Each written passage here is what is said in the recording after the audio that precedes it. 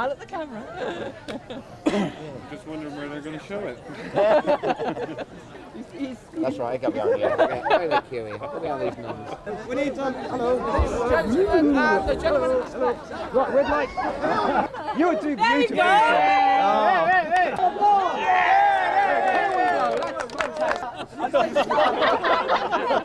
Get out of there! Cruelty to the animals. Okay, now I want you to swing your ball around like this. Swivel your hips, not letting go of the ball quite yet. Hold on. He's got a running He's a start game straight changer, away, hasn't isn't he? he? No, I like the shades, keep them on. We'll just make it a bit more American-y. Number 1! Not bad! Big round of applause! Two! Yes! Because you've got the added pressure, we're going to make you, if you do this right, Danny the dog. You will win Danny the dog if your throw is very accurate. Danny dies, yes, I'm afraid. Yeah, that's the kind of guys That's we the are. kind of people you're messing with here. Right. Okay, here we go then. Marvellous volunteer. Throws, your bad catch. It was a bad catch, actually. Well done. It was a bad catch.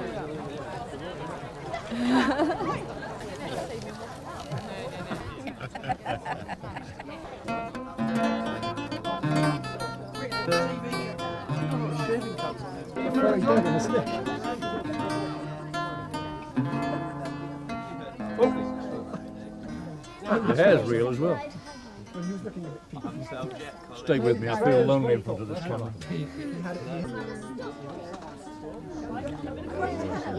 It looks unsafe.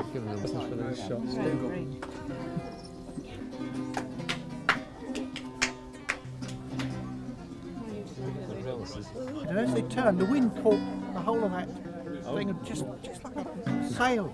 Fantastic. I said, hold it. I said, just about ready to lift off. Wasn't lent at all. Oh, no cameras, no.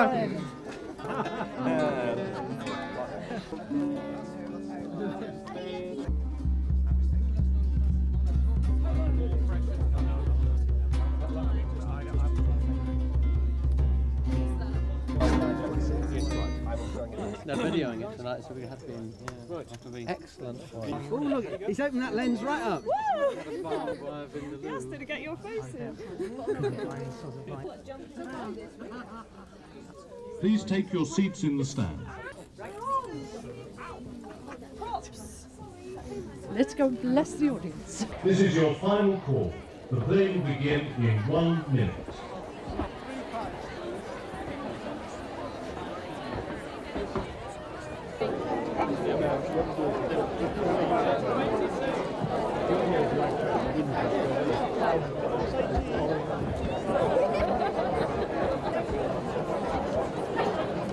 No smoking, drinking and laughter are encouraged. Finally, please refrain from taking flash photography during the performance. No, I don't think I think it's just a weird one. Absolutely.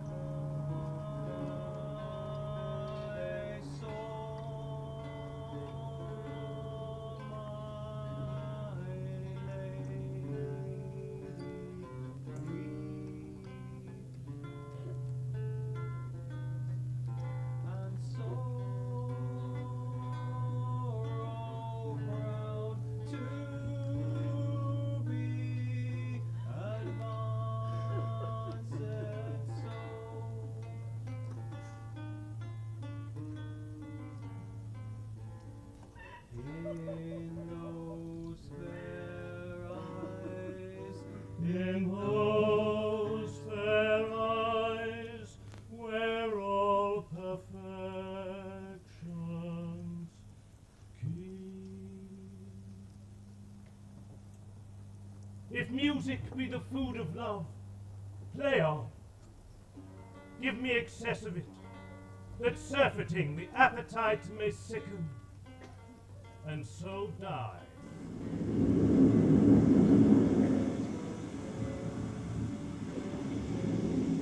What country, friends, is this? This is Illyria, lady. And what should I do in Illyria? My brother, he is in Elysia.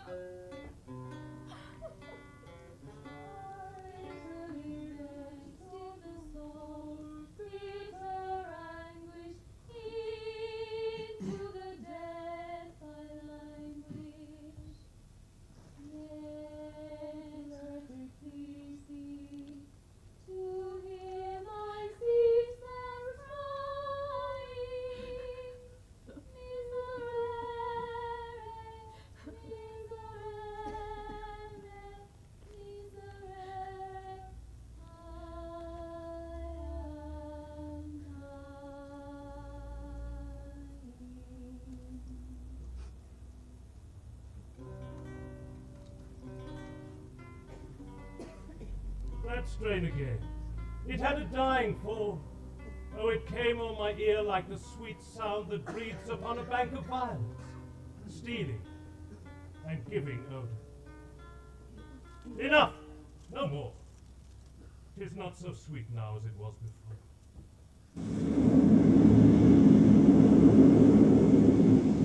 Perchance he is not drowned. What think you, sailors? It is perchance that you yourself were saved. Oh, my poor brother. And so perchance may he be. True, madam. And to comfort you with chance, assure yourself, after our ship did split, when you and those poor number saved with you hung on our driving boat, I saw your brother, most provident in peril, bind himself, courage and hope both teaching him the practice, to a strong mast that lived upon the sea, where, like a Ryan on the dolphin's back, I saw him hold acquaintance with the waves, so long as I could see. For saying so, there's gold. Mine own escape unfoldeth to my hope, whereto thy speech serves for authority, the like of him. O spirit of love, how quick and fresh art thou, that notwithstanding thy capacity receiveth as the sea, naught enters there, of what validity or pitch soe'er, but falls into abatement and low price, even in a minute. So full of shapes is fancy, that it alone is high fantastical. Will you go hunt, my lord? What, Curia? The hart. Why, so I do, the noblest that I have. Oh, when mine eyes did see Olivia first, methought she purged the air of pestilence. That instant was I turned into a hart, and my desires, like fell and cruel hounds, ere since pursued.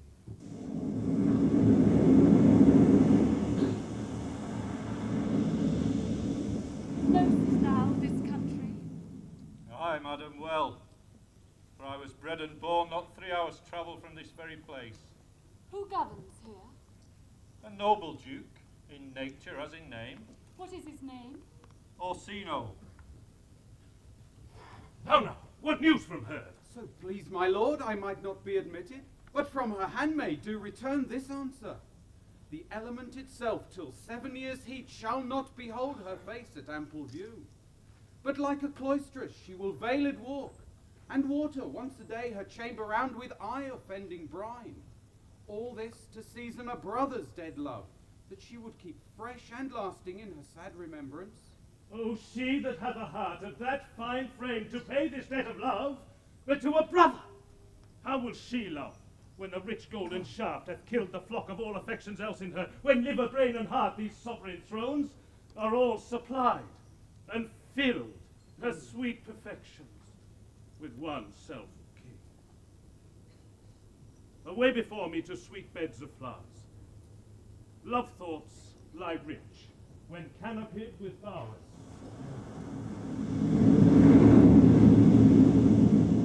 Oh, see.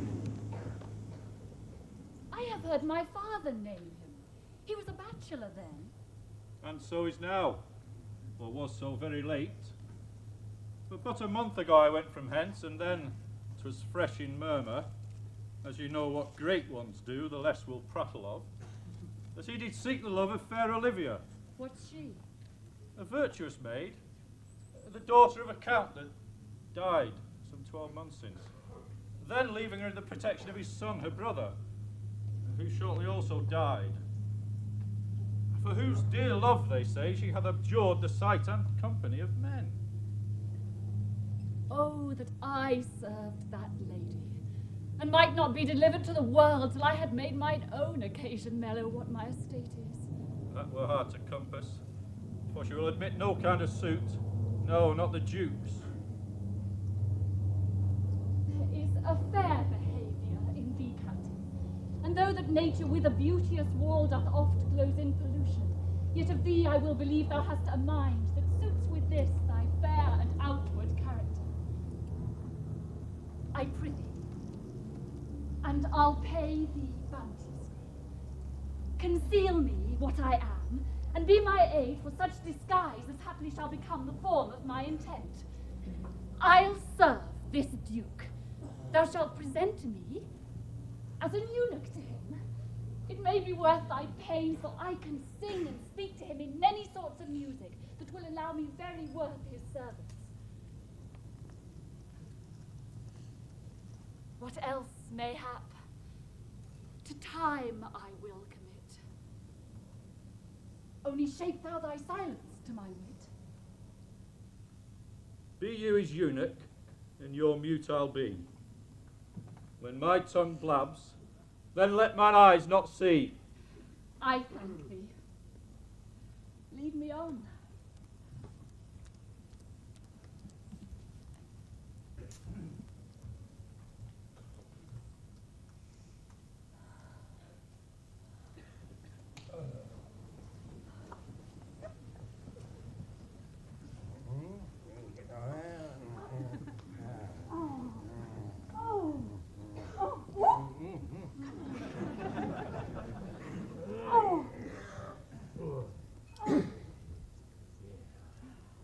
What a plague means, my niece, to take the death of a brother thus.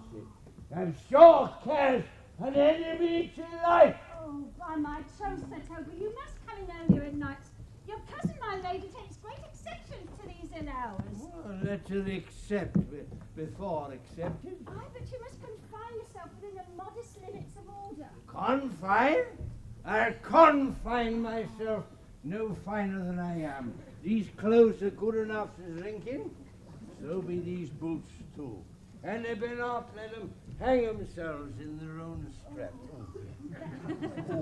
That quaffing and drinking will undo you. I heard my lady talk of it yesterday, and of a foolish knight that you brought in here one night to be her wooer. Oh, Sir Andrew Eaglecheek. Aye, he. He's as tall as any man's in a lyria. What's that to the purpose? He has 3,000 ducats a year. Aye, but he'll have but a year in all these ducats. He's a very fool and a prodigal. Fine that you'll say so. Plays with the fire at the gamboys, speaks 3 or 4 languages, word for word without book. They had all the good gifts of nature. Oh, he had indeed, all most natural, for besides that he's a fool, he's a great quarreller. And but that he had the gift of a coward to allay the gust he had in quarrelling, it is thought among the prudent he would quickly have the gift of a grave. By this hand, there's scoundrels and subtractors that say so of. Who are they? They that had, moreover, he's drunk nightly in your company. Ah, ha, ha. With drinking helps to my niece. Oh. I'll drink to her as long as there's a passage in my throat and drink in Illyria. He's a coward and a coistrel that will not drink to my niece till his brains turn to the toe like a parish stop. What weds? Castellano Valgo. Here comes Sir Andrew Agueface. How now, Sir Toby Belch? Sweet Sir Andrew. Bless you, fair shrew. And you too, sir. A cost, Sir Andrew, a cost. What's that? My niece's chambermaid. Oh. Good Mistress Acosta, I desire better acquaintance. My name is Mary, sir. Good Mistress Mary Acosta. You mistake, knight. Accost is front her, board her, woo her, assail her. I would not undertake her in this company. Is that the meaning of accost? Oh, very well, gentlemen. Oh, and then let's part so, Sir Andrew. Wouldst thou might never draw sword again? And you part so, mistress. Would I might never draw sword again? Fair lady, do you think you have fools in hand? Sir, I have not you by the hand. But you shall have, and there's my hand. Oh, now, sir, thought is free. I pray you, bring your hand to the buttery bar and let it drink. Oh, sweetheart, what's your metaphor? It's a dry jest, sir. Are you full of them? Aye, sir. I have them at my fingers' ends. Marry. Now let go your hand. We're barren. Oh, knight, thou lack'st a cup of canary. When did I ever see thee so put down? Never in your life, I think, unless you see canary put me down. Methinks sometimes I have no more wit than a Christian or an ordinary man hath. But I am a great eater of beef, and I believe that does harm to my wit. No question. I think that, I forswear it. I'll ride home tomorrow, Sir Toby. Pourquoi, my dear knight? What is pourquoi? Do or not do? Would I have bestowed that time in the tunnels that I have in fencing, dancing, and bear baiting? Oh, had I but followed the arts. Ah, then hadst thou had an excellent head of hair. Why, would that have mended my hair? Past question, for thou seest it could not curl by nature. But it becomes me well enough, does it not? Oh, excellent. Hangs like flax on a distaff. I hope to see a housewife take thee between her legs and spit it up.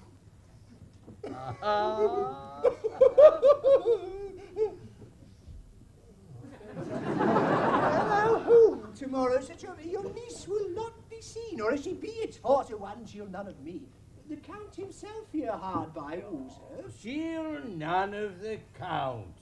She'll not match above a degree, neither in estate years nor wit. I've heard her swear it. There's life in it, man. I'll stay a month longer. I'm a fellow with the strangest mind in the world. I delight in masks and revels sometimes, altogether. Oh, art thou good at these kicksaws this night? As any man in Illyria, whatsoever he be, under the degree of my betters, yet I will not compare with an old man. What is thy excellence in a galliard? Yes, I can cut a caper. Oh, and I can cut the mutton to it. And I think I have the back trick, simply as strong as any man in Illyria. Wherefore are these things hid? Wherefore have these gifts a curtain before them? Are they like to take dust like Mistress More's picture? Why dost thou not go to church in a galliard, come home in a coranto? Yes, my very walk should be a jig. I would not make water so much as in a sink apace. What dost thou mean? Is this a world to hide virtues in? I did think by the excellent constitution of thy leg, it was formed under the style of a galliard. It is strong, and it does indifferent well in a dun-coloured stock. Shall we set about some revels? What shall we do else? Were we not born under Taurus? Taurus. It had sides and hearts. No, sir, it's legs and thighs. Come on, let me see thee caper. Oh, now higher, higher.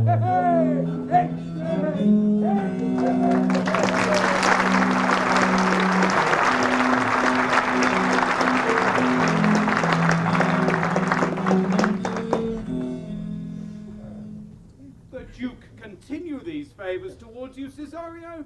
You are like to be much advanced. He hath known you but 3 days, and already you are no stranger. You either fear his humour or my negligence that you call in question the continuance of his love. Is he inconstant, sir, in his favours? No, believe me. I thank you. Here comes the Count.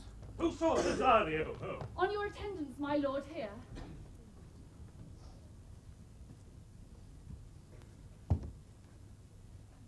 Stand you a while aloof. Cesario, thou knowest no less but all. I have unclasped to thee the book, even of my secret soul. Therefore, good youth, address thy gate unto her. Be not denied access. Stand at her doors, and tell them there thy fixed foot shall grow till thou have audience. Sure, my noble lord, if she be so abandoned to her sorrow as it is spoke, she never will admit me. Be clamorous, and leap all civil bounds, rather than make unprofited return. Say I do speak with her, my lord, what then? Oh, then, unfold the passion of my love. Surprise her with discourse of my dear faith. It shall become thee well to act my woes. She will attend it better in thy youth than in a nuncio's of more grave aspect. I think not so, my lord. Oh, dear lad, believe it, for they shall yet belie thy happy years that say thou art a man. Diana's lip is not more smooth and rubious. Thy small pipe is as a maiden's organ, shrill and sound, and all is semblative. A woman's part.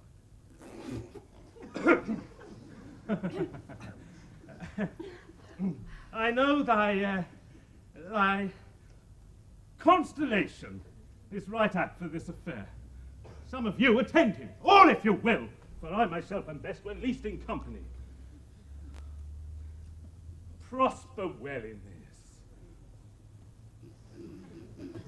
And thou should live as freely as thy lord, to call his fortunes thine.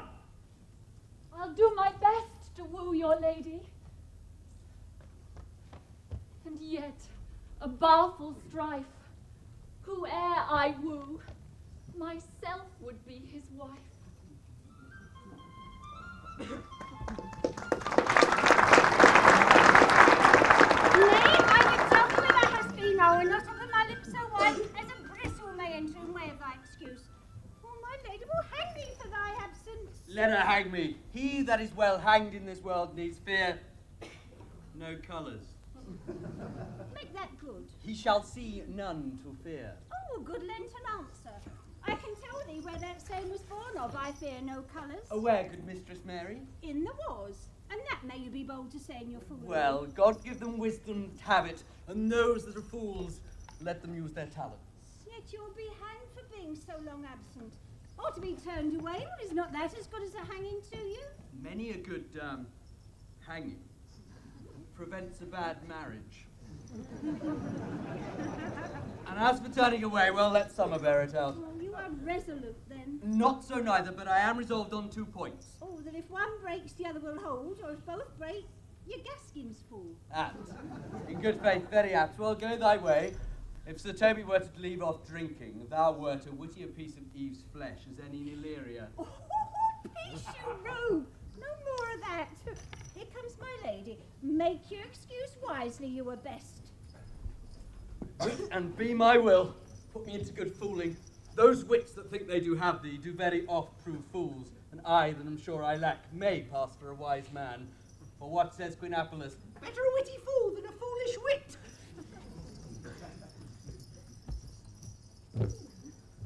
God bless you, lady. Take the fool away. Do you not hear, fellows? Take away the lady. Go to. You're a dry fool. I'll know more of you. Besides, you grow dishonest. 2 faults, Madonna, which drink and good counsel will amend. 4, give a dry fool drink is the fool not dry. Bid a dishonest man mend himself. If he mend, he's no longer dishonest. If he cannot, let the botcher mend him. Anything that is mended is but patched. Sin that transgresses is but patched with virtue, and virtue that amends is but patched with sin. If this simple syllogism will serve, so. If not, what remedy? There is no true cuckold but calamity, so beauty is a flower. The lady bade take away the fool. Therefore I say again, take it away. Sir, I bade them take away you. Culas non facit monachum. That's as much to say I wear not motley in my brain. Good Madonna, give me leave to prove you a fool. Can you do it? Dexterously, good Madonna. Make your proof.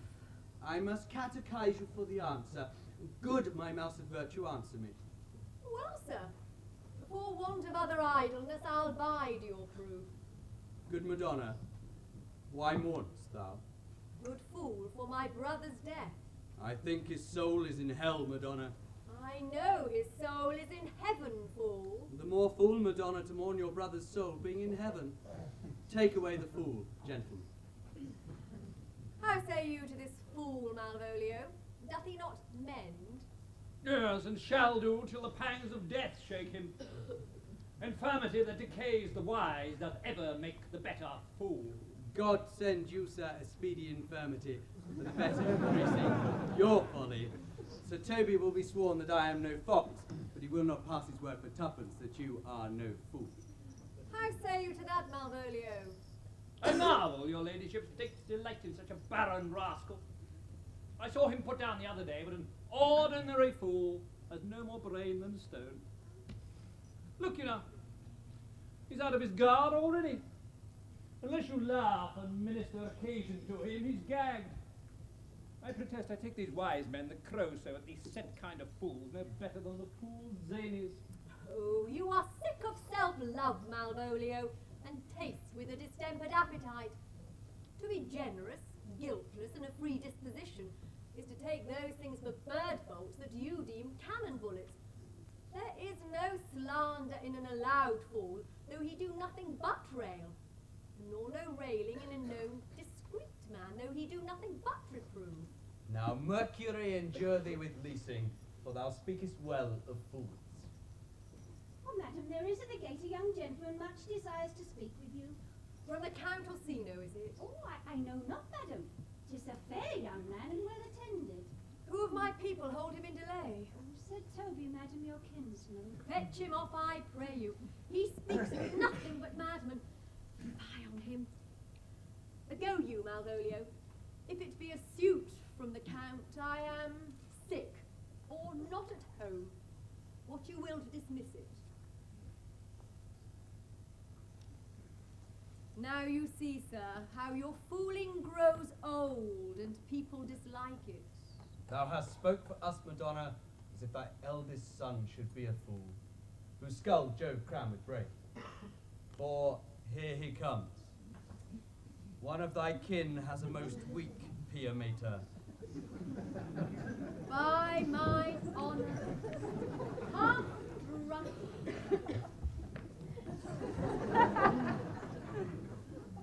What is he at the gate, cousin?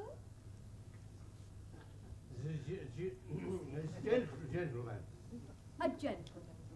What gentleman? Gentleman here. Plague on these pickled herring. Good Sir Toby. Cousin, how have you come so early by this lethargy? Lechery? I defy lechery. There's one. This is one of the gate. Ay, marry, what is he? Oh, let him be the devil, and he will. I care not.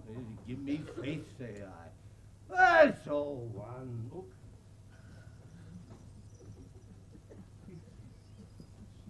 What's a drunken man like, fool?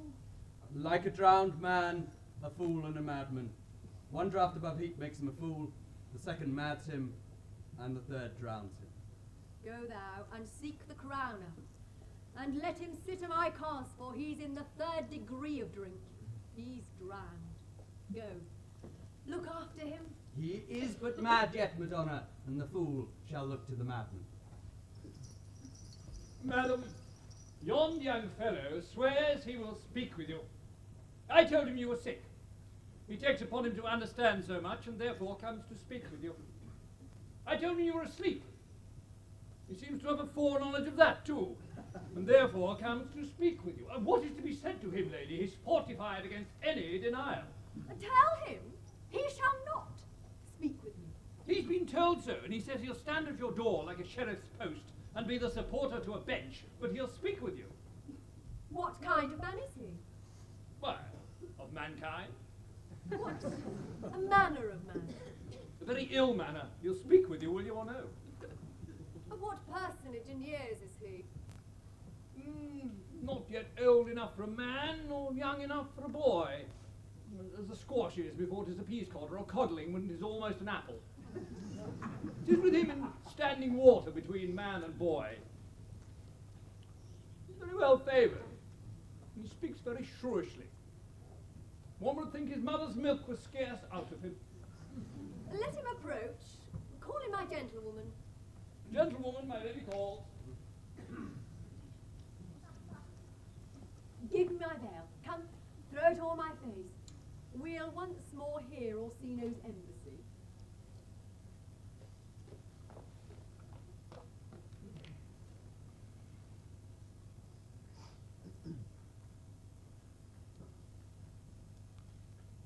The honourable lady of the house, which is she?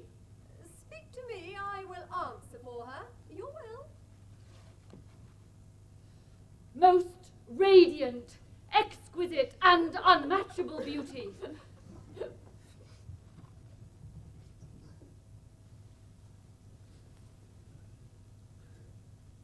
I pray you, tell me if this be the lady of the house, for I never saw her.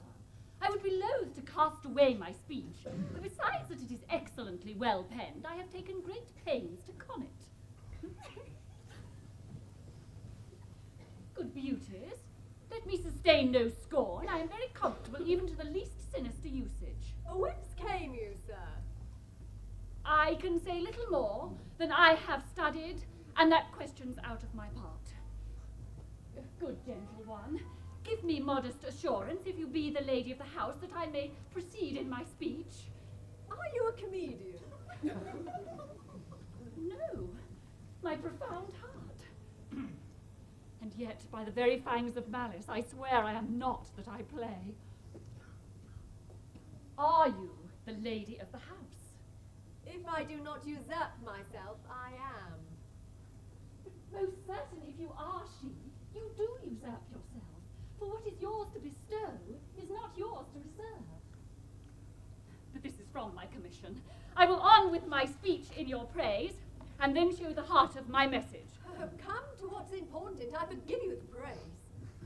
Alas, I took great pains to study it, and 'tis poetical. 'Tis the more like to be feigned. I pray you, keep it in. I heard you were saucy at my gates, and allowed your approach rather to wonder at you than to hear you. If you be not mad, be gone. If you have reason, be brief. 'Tis not the time of moon with me to make one in so skipping a dialogue. Will you hoist sail, sir? Here lies your way. No, good swabber. I am to hull here a little longer. Some mollification for your giant, sweet lady. Tell me your mind. I am a messenger. Sure, you have some hideous matter to deliver when the courtesy of it is so fearful. Speak your office. It alone concerns your ear. I bring no overture of war, no taxation of homage. I hold the olive in my hand. My words are as full of peace as matter. Yet you began rudely. What are you? What would you? The rudeness that hath appeared in me have I learned from my entertainment. What I am, what I would, are as secret as maidenhead. To your ears, divinity. To any others, profanation. Give us this place alone. We will hear this divinity.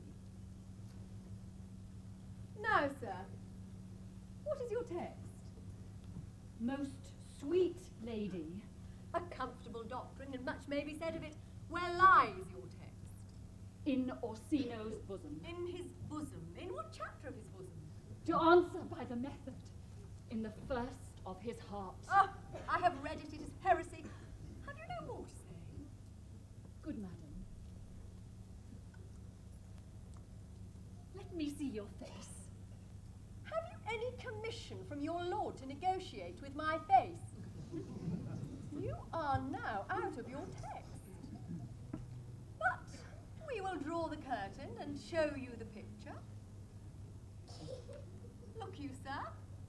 Such a one I was this present. Is not well done? Excellently done. If God did all. 'Tis in grain, sir. 'Twill endure wind and weather. 'Tis beauty truly blent, whose red and white nature's own sweet and cunning hand laid on.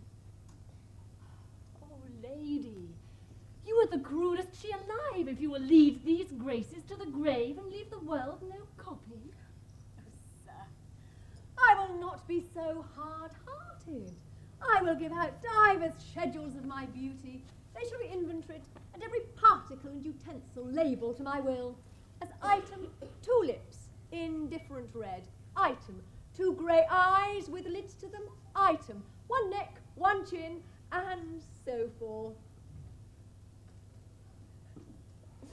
Were you sent hither to praise me? I see you what you are. You are too proud.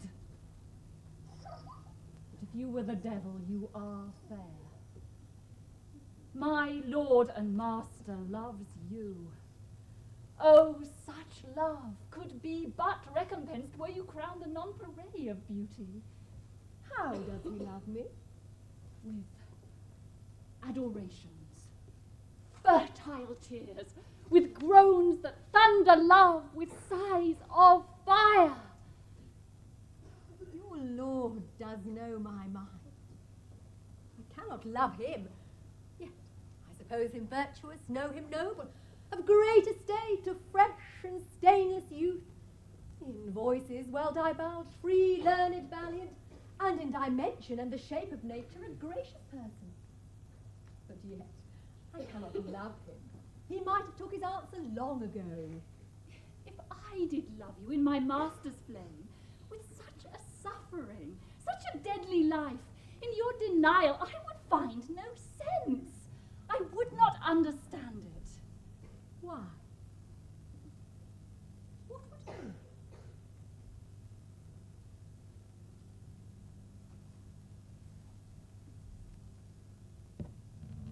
Make me a willow cabin at your gate, and call upon my soul within the house.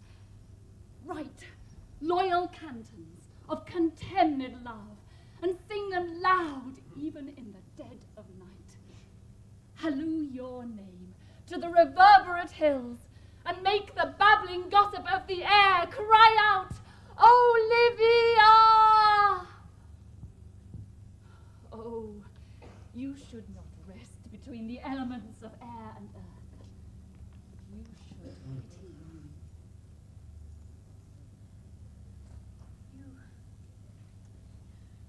You might do much.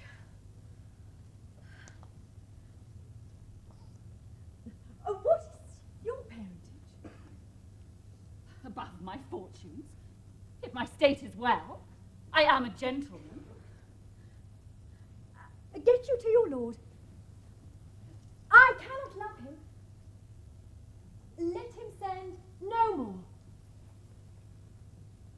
Oh, unless, perchance, you come to me to tell me how he takes it. Very well. I thank you for your pains. Spend this for me. I'm no thief post, lady. Keep your purse. My master, not myself, lacks recompense. Love, make his heart of flint that you shall love, and let your fervour, like my master's, be placed in contempt. Farewell, fair cruelty.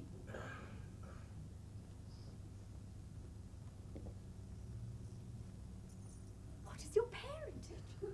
Above my fortunes, yet my state is well. I am a gentleman. I'll be sworn thou art. Thy tongue, thy face, limbs, and actions do give thee fivefold blazon. Not too fast. Soft, soft. Unless the master were the man. How now? Even so quickly may one catch the plague. Methinks I feel this youth's perfections with an invisible and subtle stealth to creep in at mine eye. Well, let it be. What ho, Malvolio? Here, madam, at your service. Run after that same peevish messenger, the county's man. He left this ring behind him. Oh, would I or not, tell him I'll none of it. Desire him not to flatter with his lord, nor hold him up with hopes. I am not for him. If that the youth will come this way tomorrow, I'll give him reason for it. Well, hi thee, Malvolio. Madam, I will.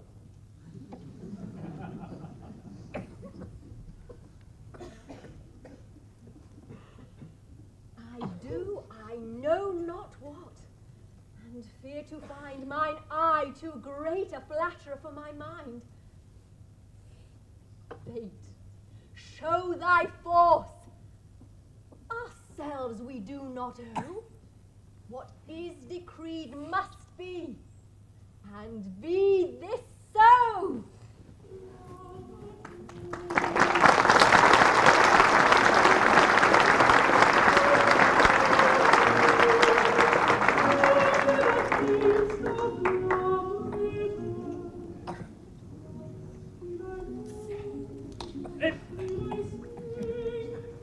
Were you not even now with the Countess Olivia? Even now, sir, on a moderate pace, I have since arrived, but hither. She returns this ring to you, sir. You might have saved me my pains to have taken it away yourself. She adds, moreover, that you should put your lord into a desperate assurance she will none of him. One thing more, that you never be so hardy as to come again in his affairs, unless it be to report your lord's taking of this. Receive it so. She took the ring of me. I'll none of it. Come, sir, you peevishly threw it to her, and her will is it should be so returned. If it be worth stooping for, there it lies in your eye. If not, be it his that finds it.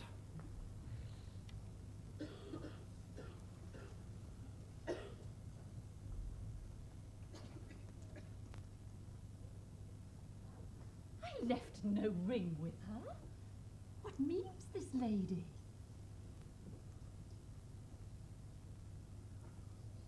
Fortune forbid my outside have not charmed her. She made good view of me. Indeed, so much that methought her eyes had lost her tongue, for she did speak in stars distractedly.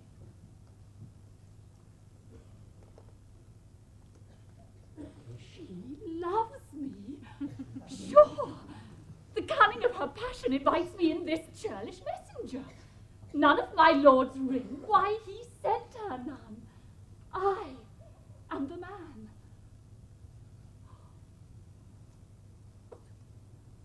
If it be so as 'tis, poor lady, she were better love a dream. Disguise, I see thou art a wickedness wherein the pregnant enemy does much. How easy is it for the proper false in women's waxen hearts to set their forms? Alas, our frailty is the cause, not we, for such as we are made, if such we be.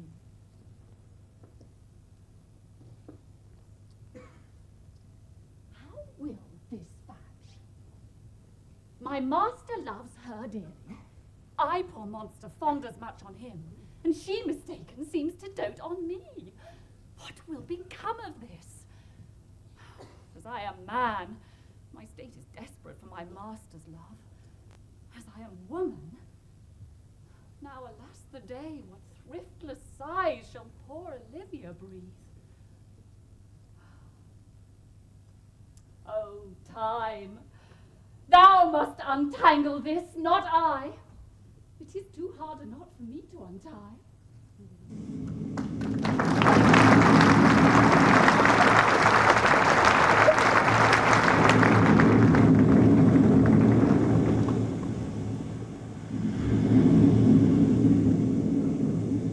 Will you stay no longer? Nor will you not that I go with you? By your patience, no! My stars shine darkly over me. The malignancy of my fate might perhaps distemper yours. Therefore I shall crave of your leave that I may bear my evils alone. For a bad recompense of your love to lay any of them on you. Let me yet know of you whither you are bound. No sooth, sir.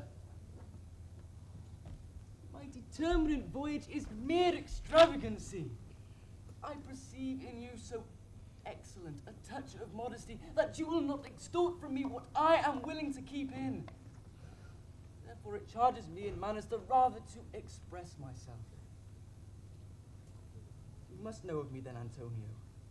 My name is Sebastian, which I called Rodrigo. My father was that Sebastian of Messaline, whom I know you have heard of. He left behind myself and a sister, both born in an hour. If the heavens had been so pleased, would we have so ended?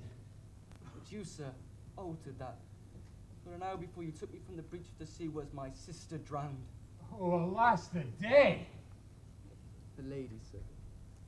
Though it was said she much resembled me, was yet so many accounted beautiful. Though I could not with such estimable wonder over far believe that, yet thus I will boldly publish her. She bore a mind that envy could not call but fair. She is drowned already, sir, with salt water. I seem to drown her remembrance with more. Pardon me, sir, your bad entertainment. Give me your trouble, Antonio. If you will not murder me for my love, let me be your servant. If you will not undo what you have done, that is, kill him whom you have recovered, desire it not. Fare ye well at once. My bosom is full of kindness. I am so near the manners of my mother more. On the least occasion more, mine eyes will tell tales of me. Fare ye well. I am bound to the court of Count Orsino. The gentleness of all the gods go with thee. I have many enemies in Orsino's court, else would I very shortly see thee there.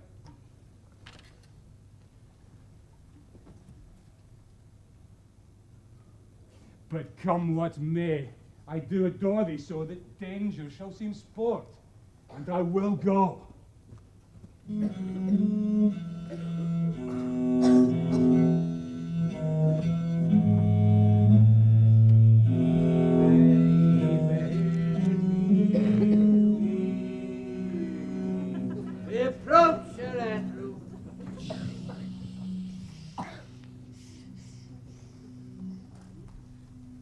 Not to be abed after midnight is to be up betimes, and to look you no Sir Gary thou knowest. No, by my troth, I know not. But I know to be up late is to be up late. False conclusion. I hate it as an unfilled can. To be up after midnight and to go to bed then is early. So to go to bed after midnight is to go to bed betimes. Does not our life consist of the four elements? Faith, so they say. Yeah, but I think it rather consists of eating and drinking. Now, thou art a scholar. Let us therefore eat and drink. And Baranie, I say, a stoup of wine. Oh, here comes the fooly face. How now, my hearts? Did you ever see a picture of we three? Welcome us! Come, let's have a catch. The fool has an excellent breast. I had one with 40 shilling. I had such a leg and so sweet a breath to sing as the fool has. In truth, thou wast in very gracious fooling last night, when thou spokest of Pigmogromitus of the Vapians, passing the equinoctial of Curvers. It was very good, faith. I sent thee sixpence for thy leman, hadst it? I did impetticoat thy gratility, for Malvolio's nose is no whipstock, my lady has a white hand, and the Myrmidons are no bottle ale houses. Excellent! Why, this is the best fooling when all is done. Now, a song. Come, here's sixpence for thee. Let's have a song. There's a tester of me too, if one night give a... Would you have a love song? Or a song of good life? Oh, a love song. A love song, yes, a love song. I care not for good life. Oh, mistress mine, where are you roaming? Oh, mistress mine, where are you roaming? Oh, stay and hear your true love's coming.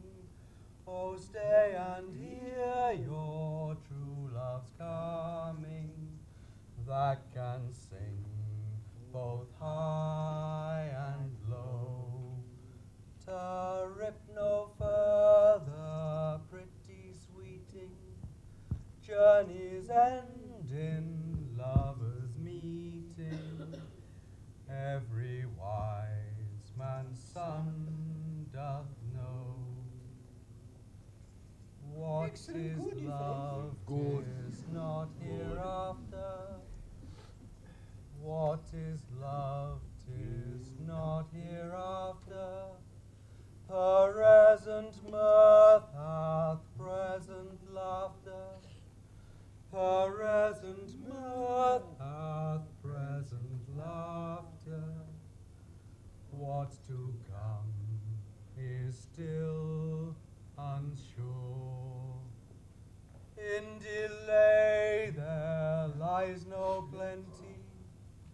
Then come and kiss me, sweet and 20. Youth's the stuff will not endure. Whose voices I am true light. Contagious breath. Very sweet and contagious, if faith. To hear by the nose, it is dulcet in contagion.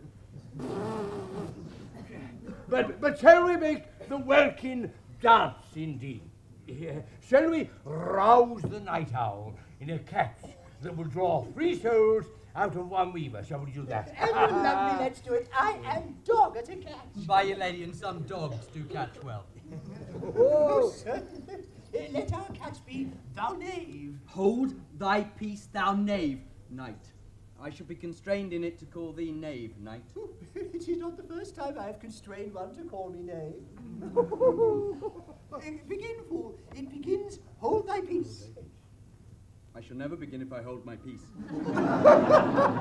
Excellent. Come, begin.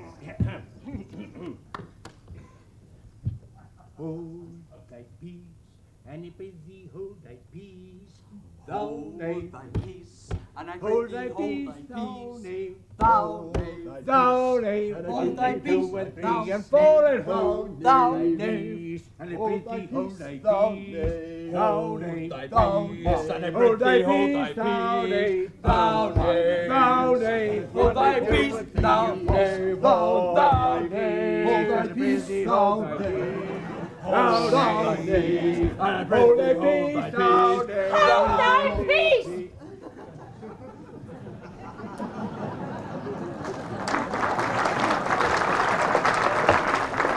What caterwauling do you keep here? If my lady have not called up her steward Malvolio and bid him turn you out of doors, never trust me. My ladies can say it. We are politicians. Malvolio's and Pegger Ramsey. And 3 merry men, and 3 merry men, and 3 merry men may Am I not consanguine Gwinius? Well, am I not of her blood? Oh, Chilly Valley. Oh, lady. Yes, went to man in Babylon. Beshrew me, the knight is in admirable form. He does well enough if he be disposed. And so do I too. He does it with a better grace, but I do it more natural. On the 12th day of Christmas, my true love sent to me 12 drummers drumming, 11 pipers piping, 10 lords a leaping, 9 ladies dancing, 8 maids a milking, 7 swans a swimming, 6 geese a laying, 5 gold rings, 4 calling birds, 3 French hens, 2 turtle doves, and a partridge in a pear tree.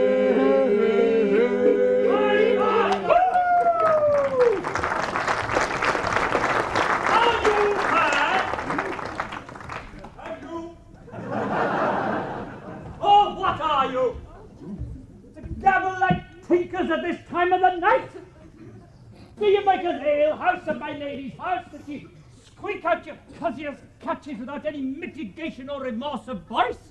Is there no respect of place, persons, nor time in you? We'll still keep time, sir, in our catches. Liquor! Sir Toby, I must be round with you. My lady bade me tell you, though she harbours you as her kinsman, she's nothing allied to your disorders. If you can separate yourself and your misdemeanours, you are welcome to the house. If not, and it please you to take leave of her, she's very willing to bid you farewell. Farewell, dear heart, since I must needs be gone. His eyes do show his days are almost done. It's even so. But I will never die. Sir Toby, there you lie. This is much credit to you. Shall I bid him go? What and if you do? Shall I bid him go and spare not? Oh, no, you dare not! Out of tune, sir, you lie. Not any more than a steward. Dost thou think because thou art virtuous, there should be no more cakes and ale? And by St. Anne, the ginger shall be hot in the mouth too. Thou art in the right. Let you go. Rub your chain with crumbs. Stoop away, Maria. Mistress Maria, if you prize my lady's favour at anything more than contempt, you would not give means for this uncivil rule. She shall know of it by this hand. Go shake your ears! 'Twas good a deed is to drink when a man's hungry and to challenge him to field. Do so. I will write thee a challenge, or I'll deliver thy indignation to him by word of mouth. Sweet Sir Toby, be patient for tonight. Since the youth of the Counts was today with my lady, she is much out of quiet. For Monsieur Malvolio, let me alone with him. If I do not gull him into a nay word and make him a common recreation, do not think I'm wit enough to lie straight in my bed. Oh. I know I can do it. Possess us, tell us something of him. Marry, sir, sometimes he's a kind of a Puritan. Mary, if I thought that, I'd beat him like a dog. What, for being a Puritan? Thy exquisite reason, dear knight. Well, I have no exquisite reason for it. But I have reason, good enough. The devil a Puritan that he is, or anything constantly, but a time pleaser, an affectioned ass that can't state without book and utters it by great swathes. The best persuaded of himself, so crammed as he thinks with excellencies, that it is his grounds of faith that all that look on him love him, and on that vice in him will my revenge find notable cause to work. What wilt thou do? I will drop in his way some obscure epistles of love, wherein by the colour of his beard, the shape of his leg, the manner of his gait, the expression pressure of his eye, forehead, and complexion, he shall find himself most feelingly personated. I can write very like my lady your niece. On a forgotten matter, we can hardly make distinction of our hands. Excellent dice, smell device. I have it in my nose too. He shall think by the letters thou wilt drop, they come from a niece, and that she's in love with him. My purpose is indeed a horse of that colour. And your horse will now make him an ass. Ass I doubt not. It will be admirable. Oh, smoke roll, I warrant you. I know my physic will work with him. I will plant you two, and let the fool make a third where he shall find the letter. Oh, observe his construction of it. For this night, to bed, and dream on the event. Farewell. Good night, Penthesilea. Before me, she's a good wench. She's a beagle true bred. One that adores me. And what of that? I was adored once too.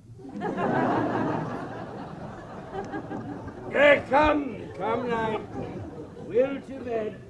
Thou hadst need send for more money. If I cannot recover your niece, I'm a foul way out. Oh, send for money, Knight. If thou hadst her not in the end, call me come. And I do not, never trust me. Take it how you will. Oh, come. I'll go burn some sacks. Too late to go to bed now. Come, Knight. Come, Knight. Oh, mistress mine, where are you roaming? Oh, mistress mine, where are you roaming?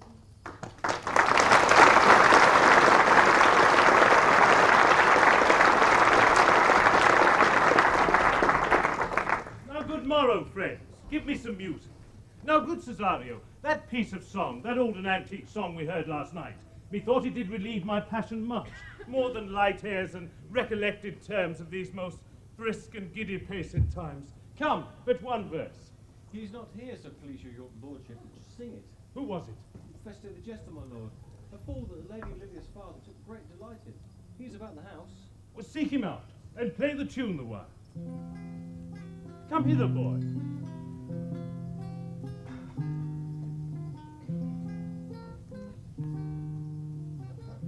If ever thou shalt love, in the sweet pangs of it remember me. For such as I am, all true lovers are, unstayed and skittish in all motions else, save in the constant image of the creature that is beloved. How dost thou like this tune? It gives a very echo to the seat where love is found. Thou dost speak masterly. My life upon it, young though thou art, thine eye hath stayed upon some favour that it loves, hath it not, boy? A little, by your favour. What kind of woman is it? Of your complexion. She's not worth thee, then. What years, i' faith? About your years, my lord. Too old, by heaven. Let still the woman take an elder than herself. So wears she to him. So sways she level in her husband's heart. For boy, however we do praise ourselves, our fancies are more giddy and unfair, more longing, wavering, sooner lost and worn than women's are. Think it well, my lord. Then let thy love be younger than thyself, or thy affection cannot hold the bent. For women are as roses, whose fair flower being once displayed, doth fall that very hour. So they are. Alas that they are so, to die even when they to perfection grow. Oh, fellow, come, the song we had last night. Now mark it, Cesario. It is old and plain. The spinsters and the knitters in the sun, and the free maids that weave their threads with bones, do used to chant it. It is silly sooth, and dallies with the innocence of love like the old age. Are you ready, sir? Aye, prithee, sing.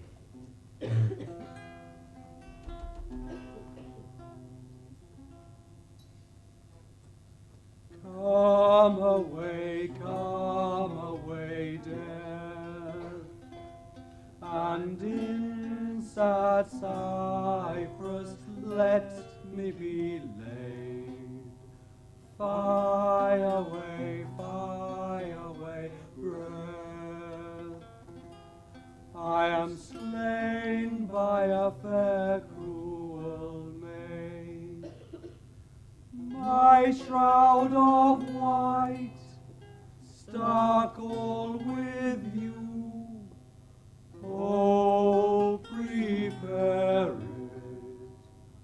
My part of death, no one so true did share it. Not a flower sweet on my black coffin let there be strewn. Not a friend greet my poor corpse where my bones shall be laid.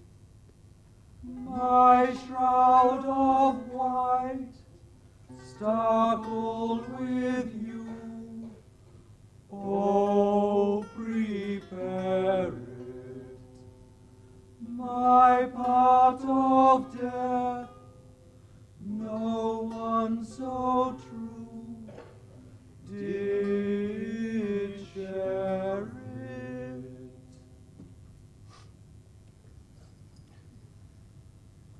There's for thy pains. No pain, sir. I take pleasure in singing.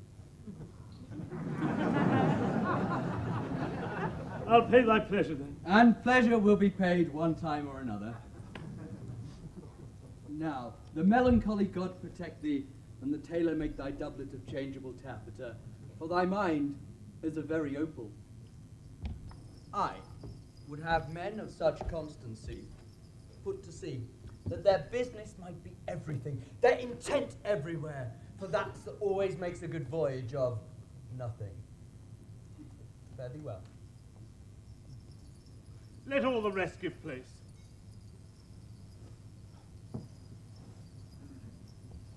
Once more, Cesario, get thee to yon same sovereign cruelty. Tell her my love, more noble than the world, prizes not quantity of dirty lands. The parts that fortune hath bestowed upon her, tell her I hold as giddily as fortune. But 'tis that miracle and queen of gems that nature pranks her in attracts my soul. But if she cannot love you, sir... I cannot be so answered! Sooth, but you must! Say that some lady, as perhaps there is, hath for your love as great a pang of heart as you have for Olivia. You cannot love her. You tell her so. Must she not then be answered? There is no woman's sides can bide the beating of so strong a passion as love doth give my heart. No woman's heart so big to hold so much. They lack retention. Alas, their love may be called appetite. No motion of the liver, but the palate that suffers surfeit, climate, and revolt. But mine is all as hungry as the sea. It can digest as much. Make no compare between that love a woman can bear me and that I owe Olivia. Aye, but I... know. What dost thou know? Too well what love women to men may owe. In faith they are as true of heart as we. My father had a daughter, loved a man, as it might be, perhaps. Were I omen, I should your lordship. And what's her history? A blank, my lord. She never told her love, but let concealment like a worm in the bud feed on her damask cheek.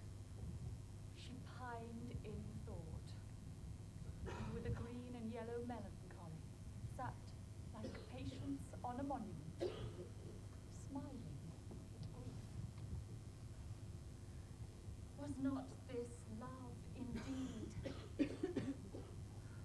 We men may say more, swear more, but indeed our shows are more than will, for still we prove much in our vows, but little in our love. But died thy sister of her love, my boy? I am all the daughters of my father's house. And all the brothers too. Yet I know not. Sir, shall I to this lady?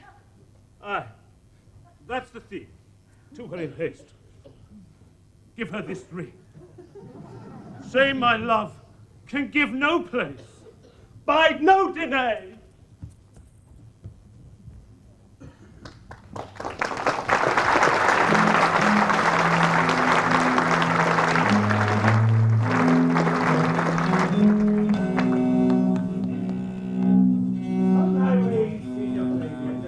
I'll come. If I lose a scruple of this sport, let me be boiled to death in melancholy. Woolston, I'll be glad to have the niggardly, rascally sheep fighter come by some notable harm. I would exult, man. You know he brought me out of favour with my lady, or a bear baiting here. Oh, to anger him, we'll have the bear again, and we'll fool him black and blue, shall we not, Sir Andrew? We do not his pity of our lives. Ah, here comes the little villain. Hurrah, my metal of India. Get ye all three into the box tree. Malvolio's coming down this walk. He has been yonder in the sun practising behaviour to his own shadow this half hour.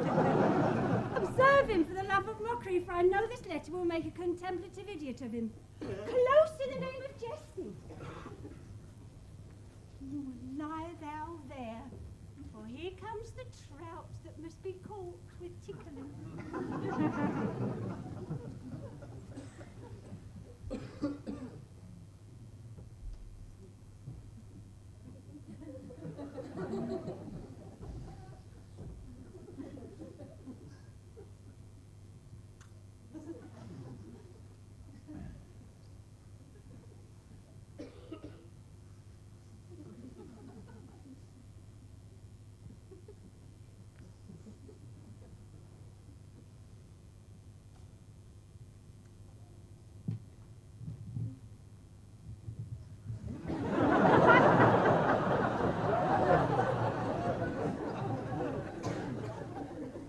But fortune.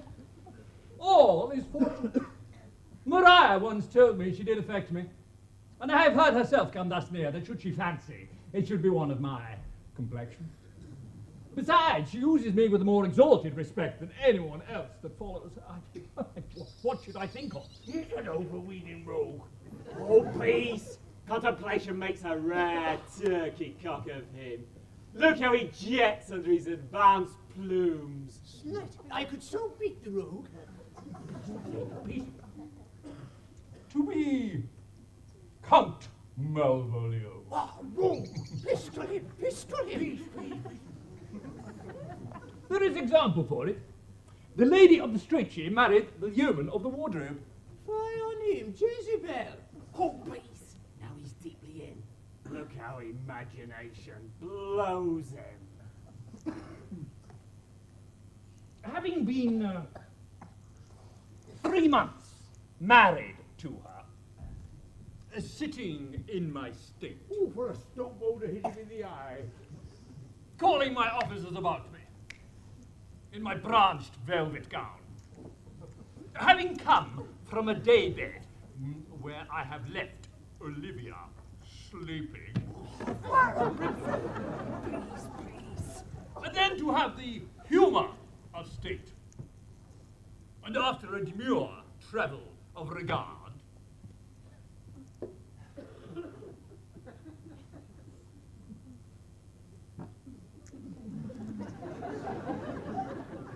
telling them I know my place, as I would they should do theirs, to ask for my kinsman, Toby. Oh, please.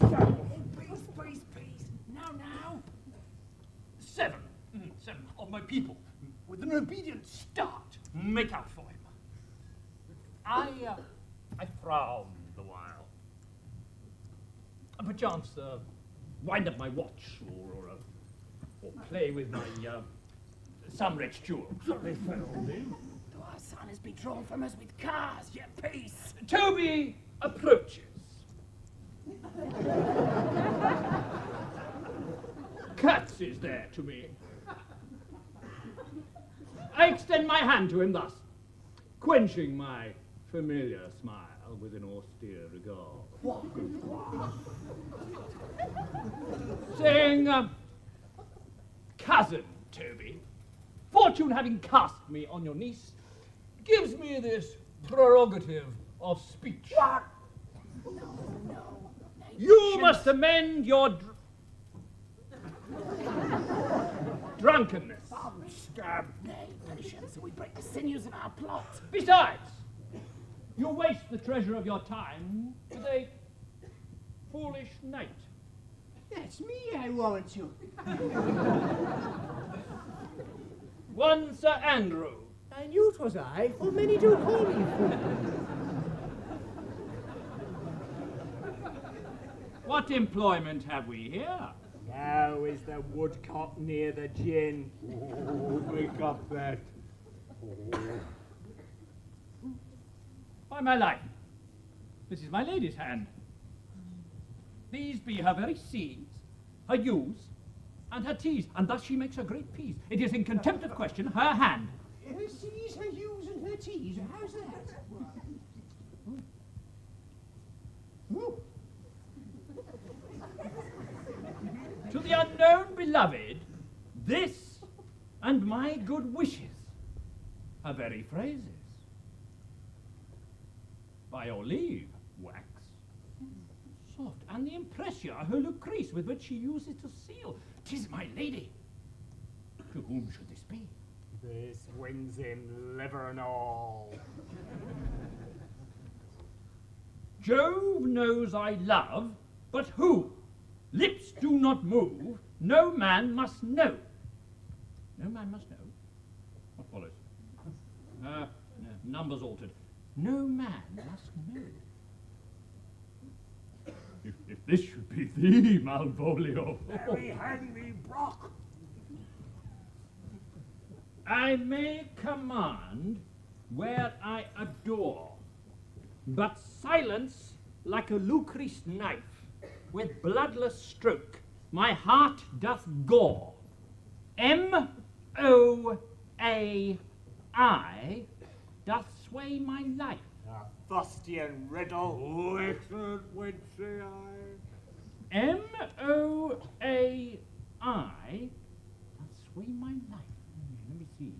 What dish of poison has she dressed in? Oh, we got wing the Staniel checks at him. I may command where I adore. Well, she may command me. I serve her, she is my lady.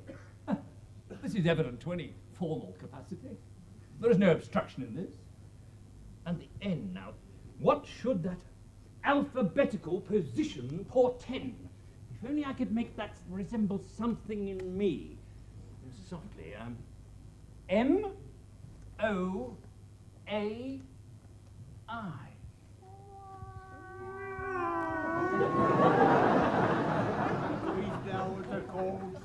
Sota will cry upon it for all this, though it be rank as a fox. M. Malvolio! M! Why, that begins my name. Did I not say we'd work it out? The cur is excellent at faults. M.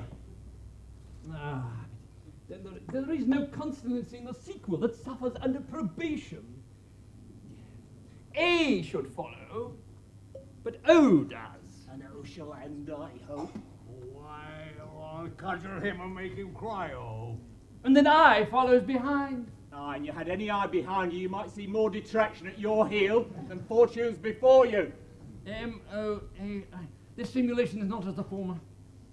And yet to crush this a little, it would bow to me, for every one of these letters is in my name. So, here follows prose. If this fall into thy hands, revolve,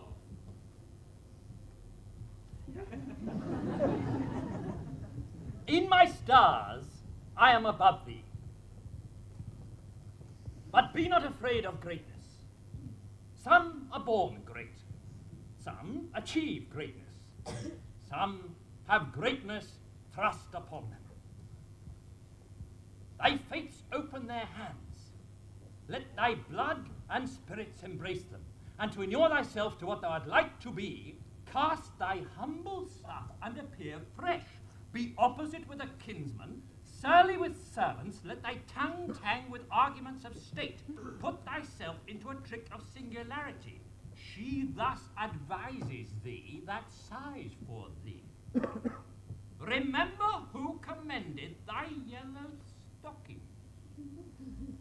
and wish to see thee ever cross-gartered. I say remember. Go to, thou art made, if thou desirest to be so. If not, let me see thee a steward. Still, a fellow of servants, and one not worthy to touch fortune's fingers. Farewell, she that would alter services with thee, the fortunate unhappy. Ha ha ha! Daylight and champagne discovers not more. This is open. I will be proud. I will read politic authors. I will baffle Sir Toby. I will wash off gross acquaintance. I will be point devise the very man. I do not now fool myself to let imagination jade me, for everything excites to this, that my lady loves me. She did commend my yellow stockings of late.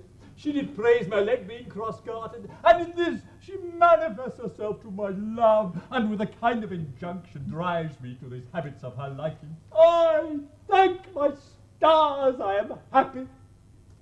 I will be strange, stout, in yellow stockings, and cross-gartered, even with the swiftness of putting on.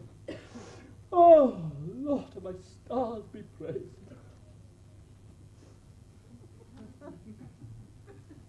Oh, here is yet a postscript.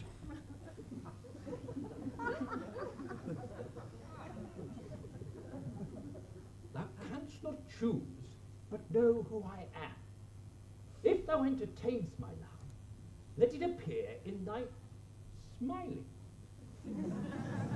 Thy smiles become thee well. Therefore, in my presence, still smile, dear my sweet, I prithee. Lord, I thank thee. I will smile.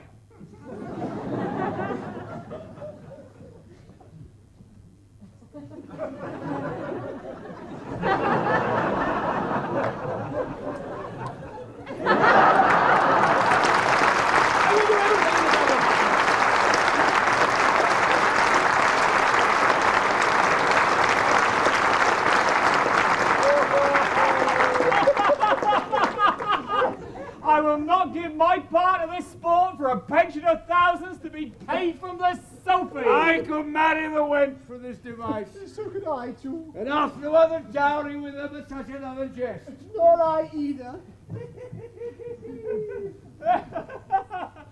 Here comes my noble gull-catcher.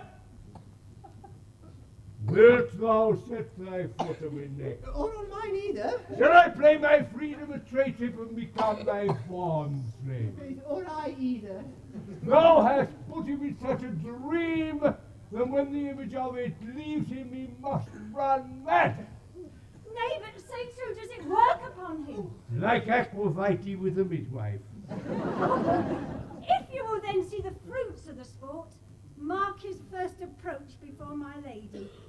He will come to her in yellow stockings, and 'tis a colour she abhors, and cross-gartered, a fashion she detests, and he will smile upon her, which will be now so unsuitable to her disposition, being addicted to a melancholy as she is, that it cannot but turn him into a notable contempt. If you will see this, follow me. Ho-ho! To the gates of Tartar, thy most excellent general of Wiltshire!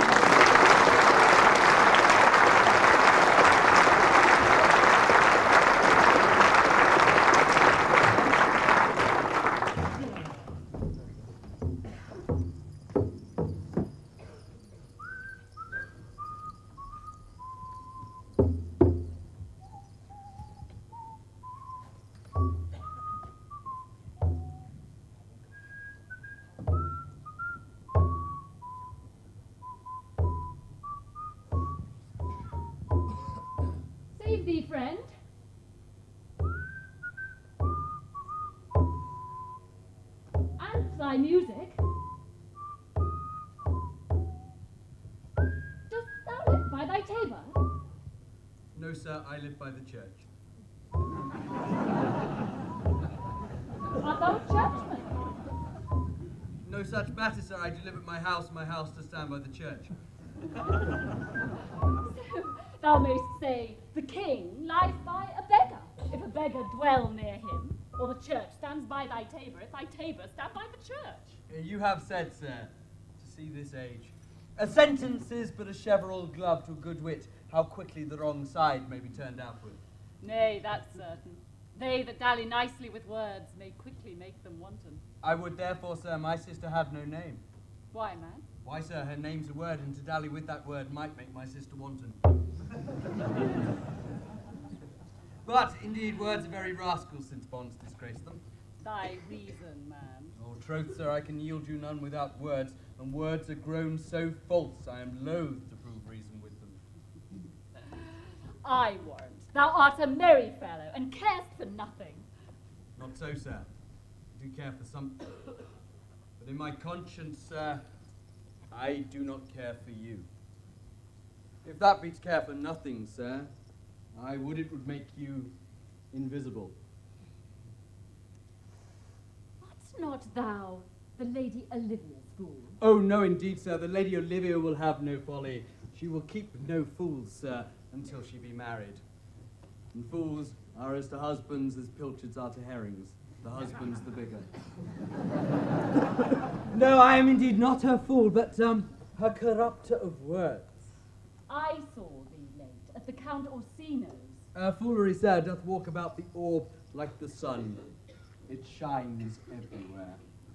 I should be sorry that I should be as much with your master as with my mistress. I think I saw your reason there. Nay, and thou pass upon me, I'll no war with thee. Hold, here's expenses for thee. By my troth. Now Jove in his next commodity of hair send thee a beard. By my troth, I'll tell thee I am almost sick for one, though I would not have it grow on my chin. Is thy lady within? Would not a pair of these have bred, sir? Yes. Being kept together and put to use. I would play Lord Pandarus of Phrygia, sir, to bring a Troilus to this Cressida. I understand you, sir. 'Tis well begged. The matter, I hope, is not great, sir, begging but a beggar. Cressida was a beggar. My lady is within, sir. I'll conster to them whence you come.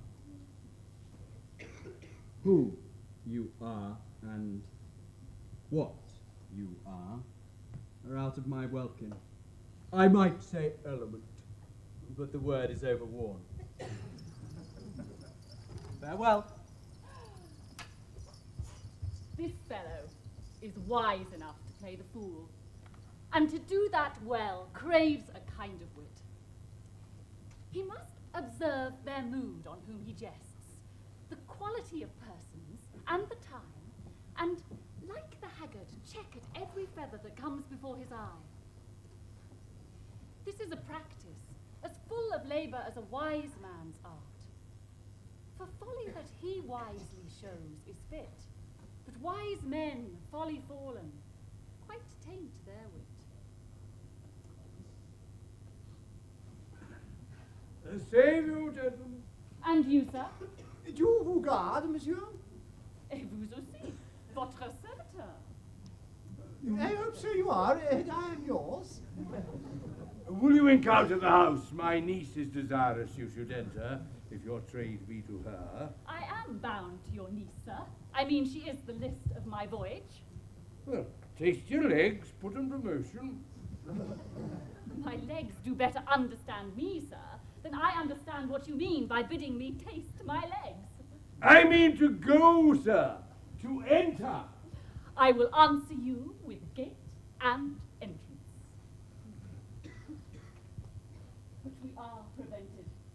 Most excellent, accomplished lady the heaven heaven's rain odours on you. That used a rare courtier, rain odours. Well. My matter hath no voice, lady, but your own most pregnant and vouchsafed ear. Odours, pregnant, and vouchsafed. I'll get them all three already. Let the garden door be shut and leave me to my hearing.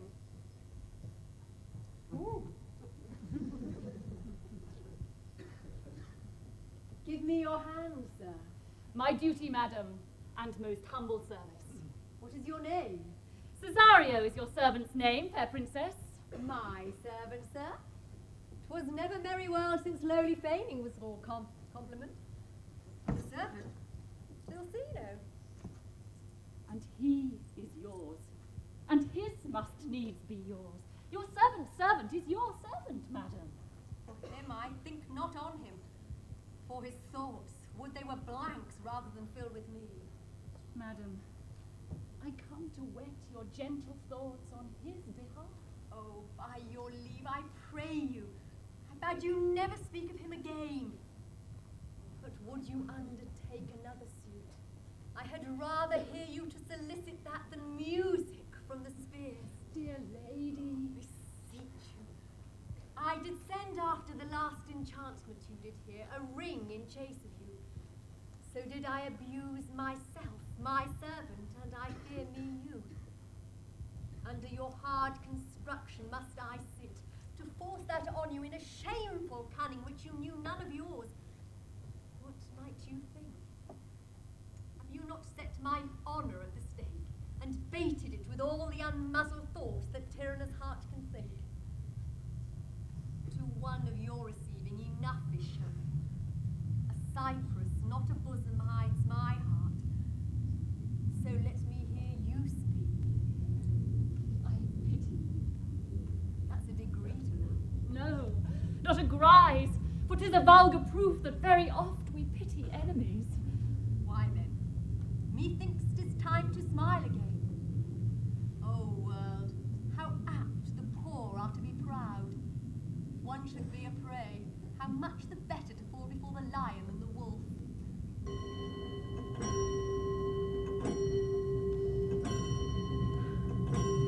The clock upbraids me with the waste of time. Be not afraid, good youth, I will not have you. And yet when wit and youth is come to harvest, your wife is like to reap a proper man. There lies your way, due west. Then westward ho. Grace and a good disposition attend your ladyship.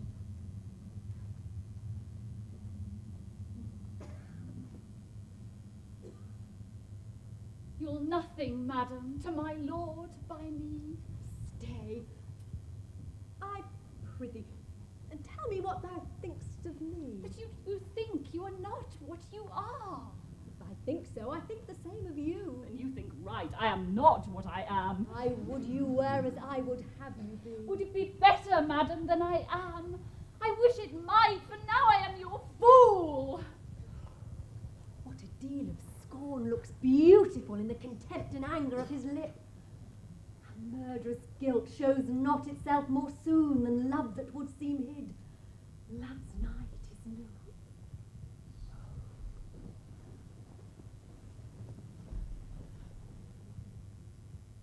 Cesario, by the roses of the spring, by maidhood, honour, truth, and everything, I love thee so. Let more grey all thy pride, nor wit nor reason can my passion hide.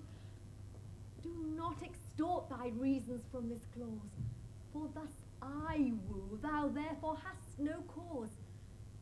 But rather reason thus, with reason better. Love sought is good, but given unsought is better. By innocence, I swear, and by my youth, I have one heart, one bosom, and one truth, and that no woman has, nor never none shall mistress be of it, save I alone. And so, adieu, good madam. Never more will I my master's tears to you deplore. Oh, yet come again, that thou perhaps mayst move this heart, which now abhors to like his love.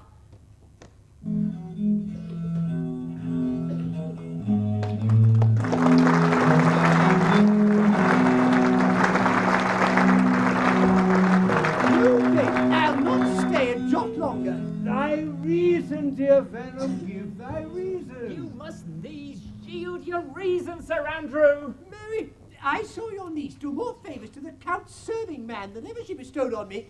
I saw it in the orchard. Did she see thee the while, old boy? Tell me that. As plain as I see you now. This was a great argument of love in her towards you. Right. Will you make an ass of me?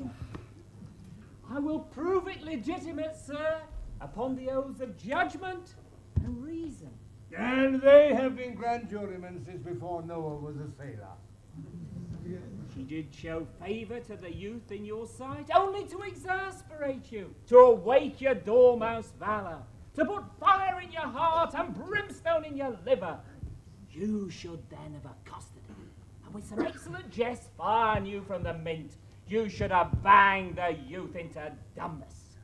This was looked for at your part, and this was balked. The double guilt of this opportunity you let time wash off, and you are now sailed into the north of my lady's opinion, where you will hang like an icicle on a Dutchman's beard. Unless you do redeem yourself by some laudable attempt, either of valour or policy. Had it be any way, it must be with valour. For policy I hate. I'd as lief be a brownist as a politician. Well then, build me thy fortunes upon the basis of valour. Challenge me the Count's youth to fight with him. Hurt him in 11 places. Oh, my niece shall take note of it. And assure thyself, there is no love broker in the world can more prevail in man's combination with woman than report of valour. There is no way but this, Sir Andrew. Will either of you bear me a challenge to him? Go.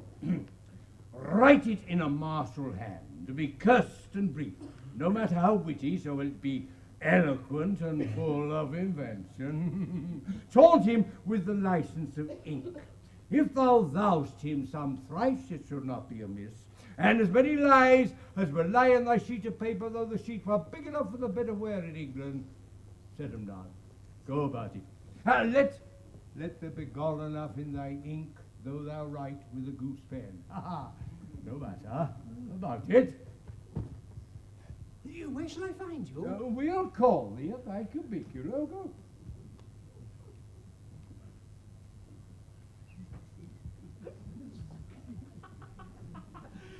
This is a dear mannequin to you, Sir Toby. Oh, I've been dear to him, lad, some 2,000 strong or so. We shall have a rare letter from him, but you'll never deliver it. Never trust me then, and by all means turn on the youth to an answer. For Andrew, I think if he were opened and you find as much blood in his liver as will clog the foot of a flea, I'll eat the rest of the anatomy. And he's opposite, the youth, bears in his visage no great presage of cruelty. Oh, look, where the youngest friend of 9 comes. If you desire the spleen and will laugh yourself into stitches, follow me. Yon gull Malvolio's turned heathen, a very renegado, for no Christian that means to be saved by believing rightly can ever believe such impossible passages of grossness. He's in yellow stockings! Wah! And cross-gartered! Villainously, like a pedant that keeps a school in the church. I have dogged him like his murderer. He does obey every point in the letter that I dropped to betray him. He does smile his face into more lines than is the new map with the augmentation of the Indies. You have not seen such thing as this. I can hardly forbear hurling things at him, and I know my lady will strike him. And what you do, you smile and take it for a great favour. Girl, bring us where he is.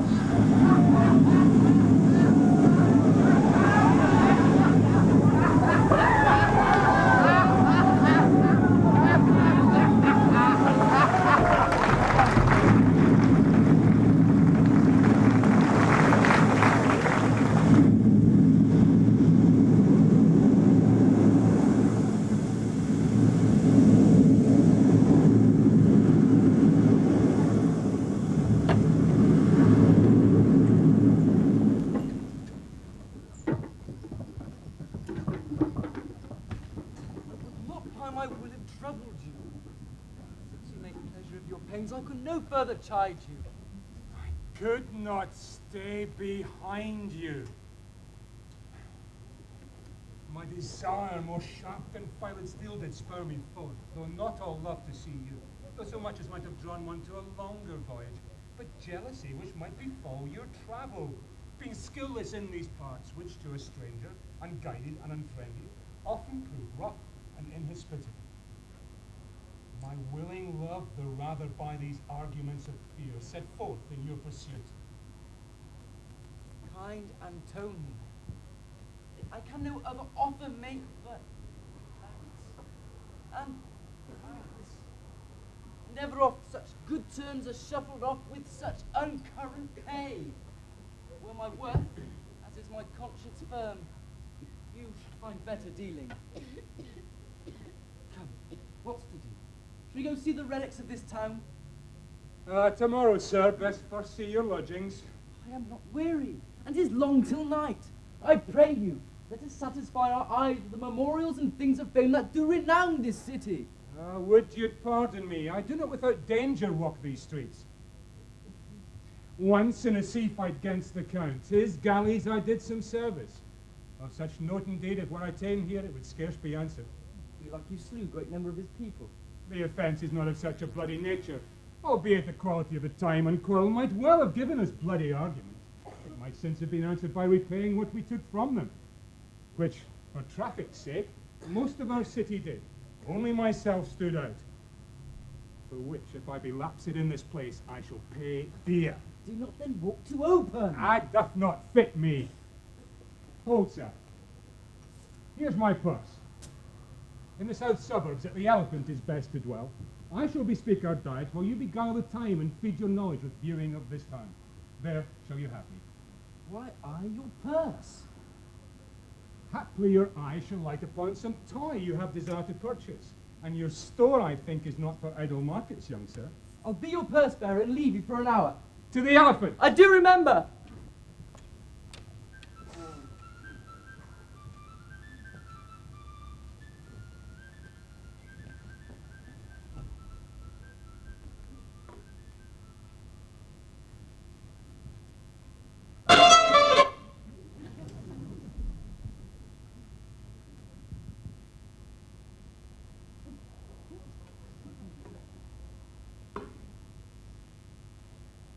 After him. He says he'll come. How shall I feast him? What bestow of him? For youth is bought more oft than begged or borrowed. I speak too loud. Where's Malvolio? He is sad and civil and suits well for a servant with my fortunes. Where is Malvolio? He's coming, madam, but in very strange manner. Oh, he is sure possessed, madam. What's the matter? Does he rave? No, madam, he does nothing but smile. Your ladyship were best to have some guard about you if he comes, for sure the man is tainted in his wits. Go, call him hither. I am as mad as he, sad and very mad as he.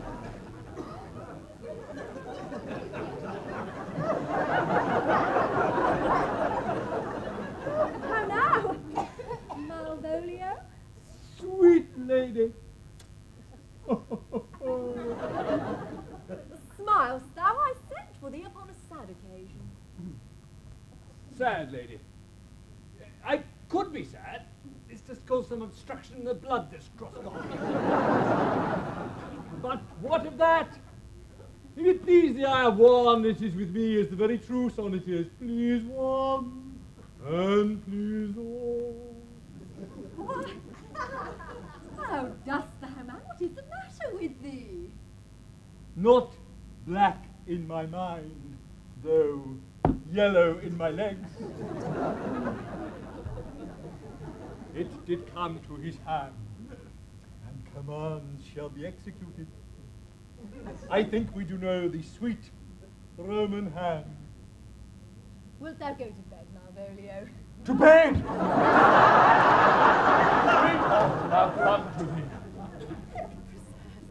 Oh, why dost thou smile so and kiss thy hand so oft? do you, Malvolio? At your request, nightingales answer doors. Why appear with this ridiculous boldness before my lady? Be not afraid of greatness. 'Twas well writ. What meanst thou by that, Malvolio? Some are born great. Huh? Some achieve greatness. What sayest thou? And some have greatness thrust upon them. Remember who commended thy yellow stockings, Thy yellow stockings. and wished to see thee ever cross-gartered. Cross-gartered. Go to, thou art made if thou desirest to be so. Am I made? If not, let me see thee a servant still. Why, this is very midst of madness. Madam, the young gentleman from the Count of Bolseno's has arrived. I could hardly treat him back. He attends your ladyship's pleasure. I'll come to him. Let this fellow be looked to. Where's my cousin Toby? Let some of my people have a special care of him. Would not have him miscarry for the half of my dowry.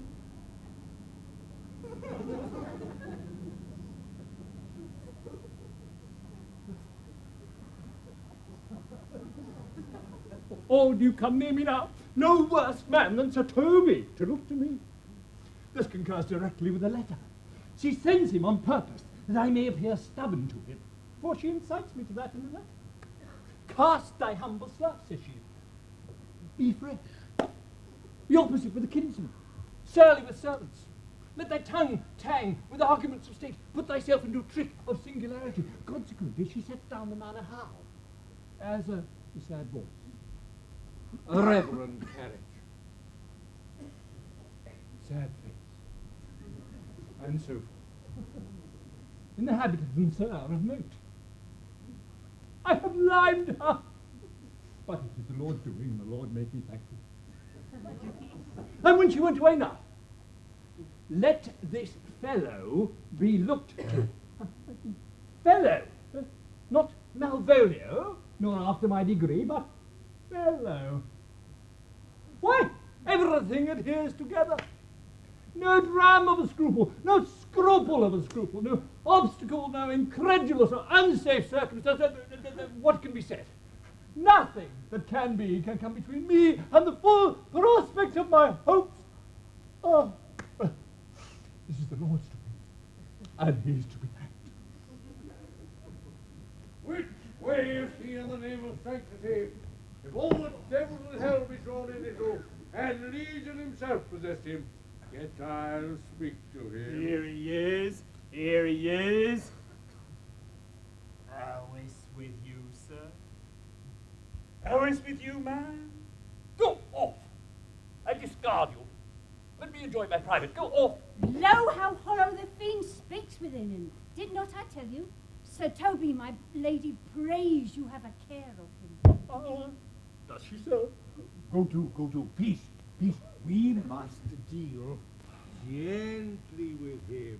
Let me alone.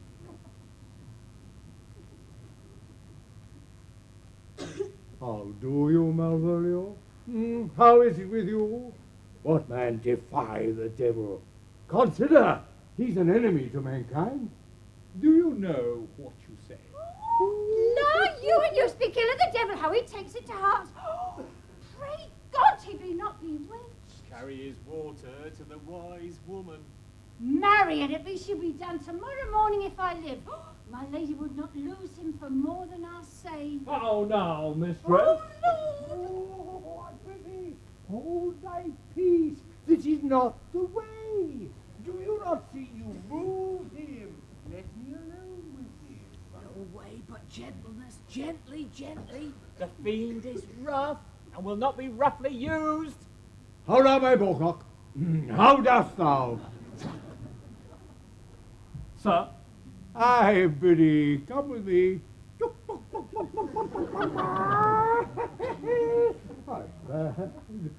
Oh, it is not for gravity to play a cherry pit with Satan.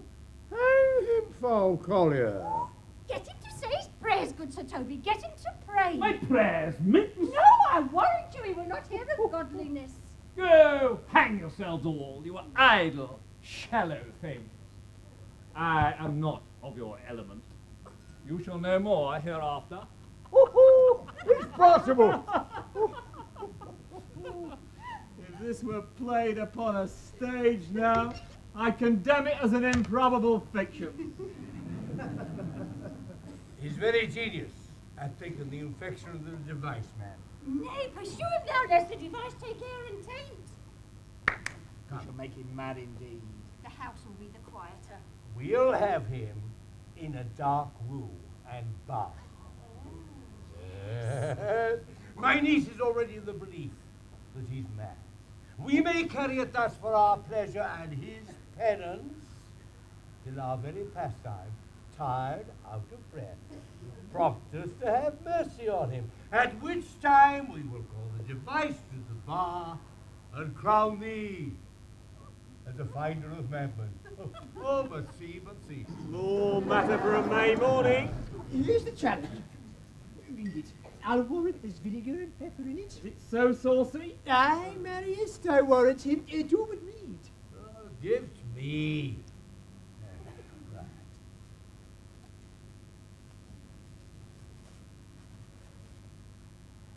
You! Whatsoever thou art but a scurvy fellow. God and valiant. Wonder not, nor am I not in thy mind why I call thee so, for I will show thee no reason for it. Good note. That keeps you from the blow of the law. Thou comest to the Lady Olivia, and in my sight she uses thee kindly, but thou liest in thy throat. That is not the matter I challenge thee for. Very brief, and to exceeding good sense, less. I will waylay thee going home, where if it be thy chance to kill me, thou kill'st me like a rogue and a villain. Still you keep at the windy side the law. Fare thee well. May God have mercy upon one of our souls. He may have mercy upon mine, but my hope is better, and so look to thyself. Thy friend as thou usest him, and thy sworn enemy, Andrew Aggett. If this letter move him not, his legs cannot. I'll give it him. Oh, you may have very fit occasion for it. Is in some commerce with my lady, will by and by depart. Go, Sir Andrew. Scout me for him at the corner of the orchard like a bum bailey. Soon as thou seest him, draw, and as thou drawest, swear horrible. For it comes to pass after the terrible oath, with a swaggering accent sharply twanged off, give manhood more approbation than ever proof itself would have earned.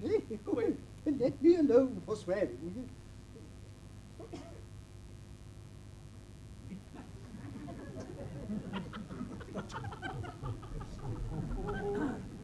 Now will I not deliver his letter.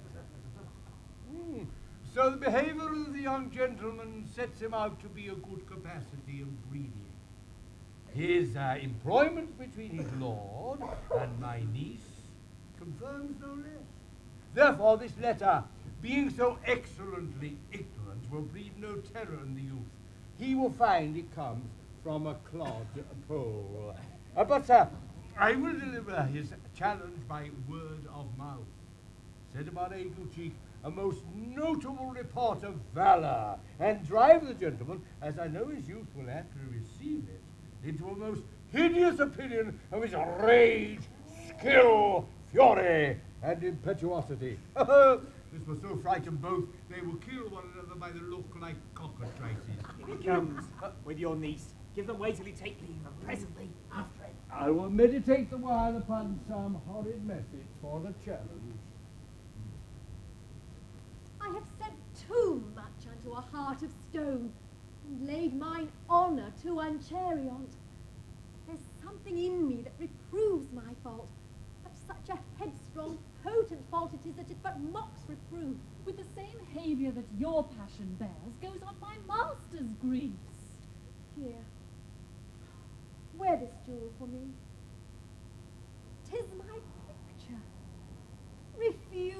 not, it hath no tongue to vex you. And I beseech you, come again tomorrow. What may you ask of me that I'll deny, that honour saved may upon asking give? Nothing but this, your true love for my master. How with mine honour may I give him that which I have given to you? I will acquit you. Come again tomorrow. Very well. Fiend like thee might bear my soul to hell.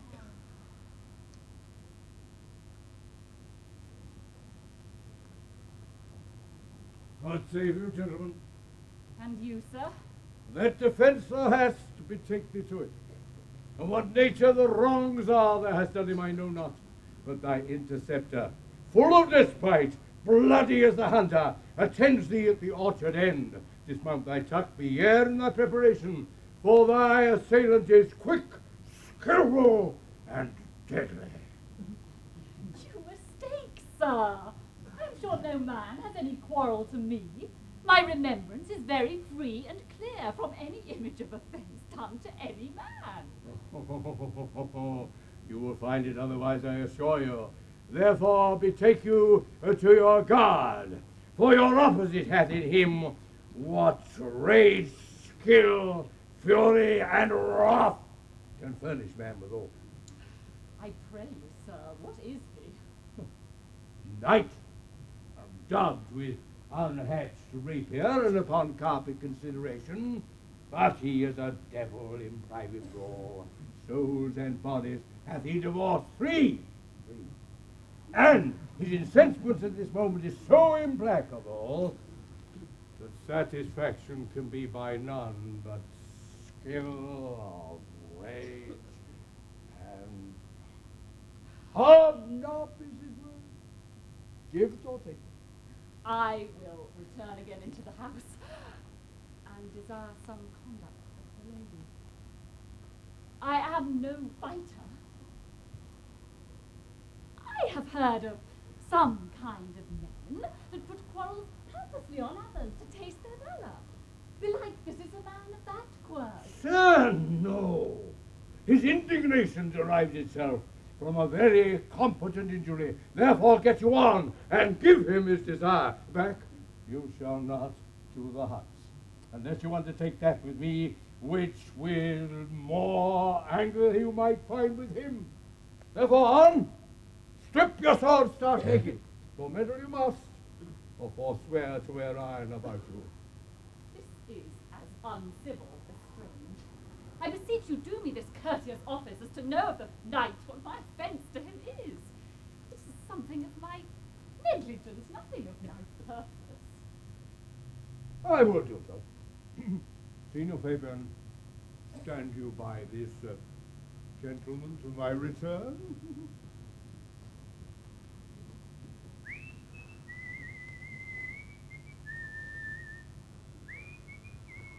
I pray you, sir, do you know of this matter?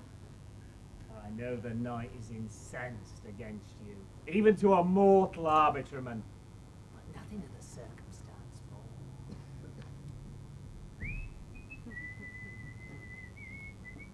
I beseech you, what manner of man is he? Nothing of that promise. To read him by his form, as you would like to find him in the proof of his valour. He is indeed, sir, the most skilful, fatal, and bloody opposite you could possibly have found in any part of Illyria. Will you walk towards him, sir? I will make your peace with him, if I can. I should be much bound to you for it. I am one that had rather go with Sir Priest than Sir Knight. I care not who knows so much of my metal. Why, man, he's a very devil. I have not met such a Fernando. I had a pass with him, rapier, scabbard and all, and he gives me the stuck in with such a mortal motion that it is inevitable. Oh, and on the answer, he pays you as surely as your feet hit the ground they step on. They say he hath been fencer to the Sufi. Oxford, I'll not meddle with you. But he will not now be pacified. Fabian can scarce hold him yonder. Laying on, and I had thought he'd been valiant and so cunning in fence, I'd have seen him damned or I'd have challenged him. Let him let the matter slip, and I'll give him my horse, Grey Capinet. Oh, I'll make the motion. So, stand you here, put a good show on. This you'll end without the perdition of souls. Marry, I'll ride your horse as well as I ride you. I have his horse to take up the quarrel. I have persuaded him to use the devil. He is as horribly conceited of him and pants and looks pale as if a bear were at his heels. Comes up. There's no remedy. He will have a fight with you for his oath's sake. Marry, he had better bethought him of his quarrel. He finds that now scarce worth talking of. Therefore, on for the supportance of his vow. Oh, he swears he will not hurt you. Pray God defend me. Little thing would make me tell them how much I lack of a man. Give ground if you see him furious. Sir Andrew, there's no remedy. He will have one bout with you for his honour's sake. He cannot, by the duello, avoid it. But he hath promised me, as he is a gentleman and a soldier, he will not hurt you. Come on. Do it! Thank God he keep his oath.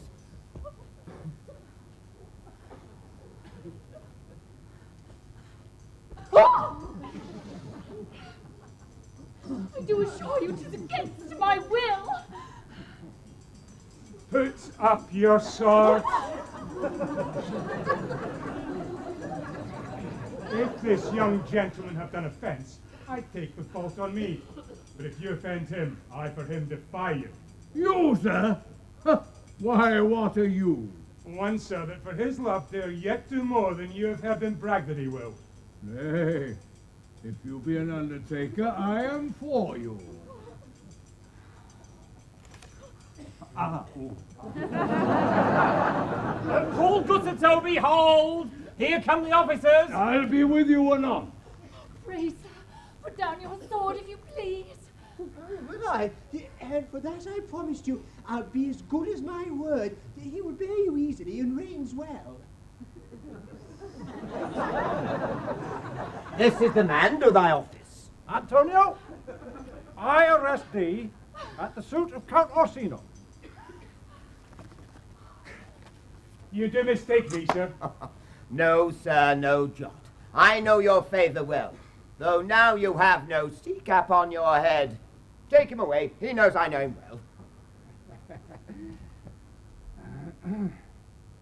I must obey. This comes from seeking you, but there's no remedy. I shall answer it. What will you do now my necessity makes me to ask you for my purse? It grieves me the more what I cannot do for you than what befalls myself. You stand amazed, but be of comfort. Come, sir, away! I must entreat of you some of that money. What money, sir? For the fair kindness you have showed me here, and part being prompted for your present trouble, out of my lean and low ability I'll lend you something. My having is not much. I'll make division of my present with you. Hold, here's half my coffer. Would you deny me now? Is it possible that to you my deserts can lack persuasion? Do not tempt my misery, lest it make me so unsound a man as to upbraid you for those kindnesses that I have done for you. I know of none, nor know I you by voice or any feature. I hate ingratitude more in a man than lying, vainness, babbling, drunkenness, or any taint of vice whose strong corruption inhabits our frail blood. Oh, heavens themselves! Come, sir, I pray you go. Let me speak a little. This youth that you see here, I snatched one half out of the jaws of death, relieved him with such sanctity of love, and to his image, which methought did promise most venerable worth, did I devotion. But, sir, what is that to us? The time goes by. Away. But oh, how filed and idle seems this God. Thou hast, Sebastian, done good features shame. In nature there's no blemish but the mind. None can be called deformed but the unkind. Virtue is beauty, but the beauteous evil are empty trunks o'erflourished by the devil. The man grows mad. Away! Come, come! Lead me on. Methinks his words do from such passion fly that he believes himself. So do not I. Prove true, imagination. Oh, prove true that I, dear brother, be not ta'en for you. Hither, knight. We'll whisper all a couple to do almost same souls. He named Sebastian. I, my brother, know, yet living in my glass. Even such and so in favour was my brother. And he went, still in this fashion, colour, ornament, for him I imitate. Oh, if it prove, tempests are kind, and salt waves fresh in love.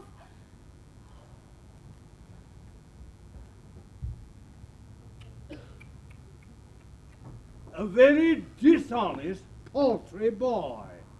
More a coward than a hare. His dishonesty shows itself in leaving his friend here in necessity and denying him. As for his cowardship, ask Fabian. Coward. Devout coward. Religious saint. Sneak. And after him again and beat him. Do so, and cuff him soundly, but never draw thy sword. And I do not. Come, let's see the event. I'll lay any money, it'll be nothing yet.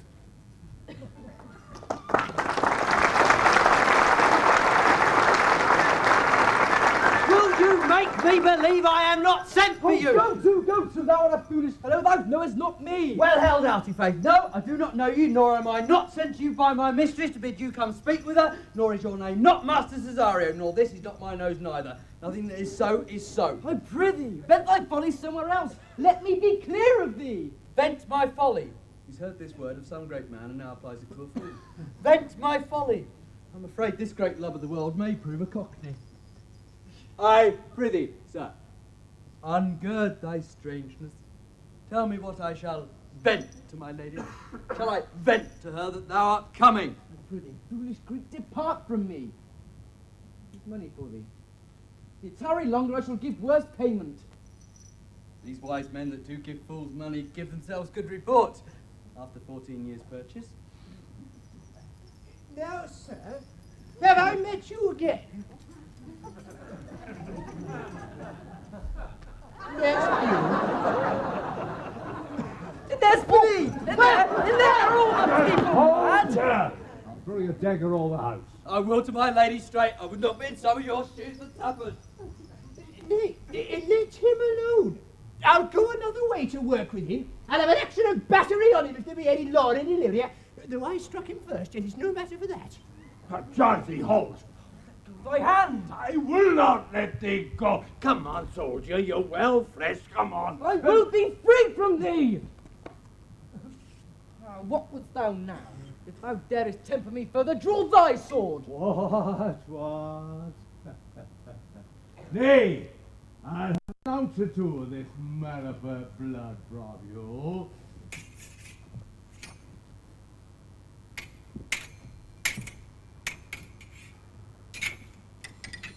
Hold, Toby! On thy life I charge thee, hold! Will it be of enough? And gracious right! Fit for the mountains of barbarous cave where manners never preach! Out of my sight! Be not offended,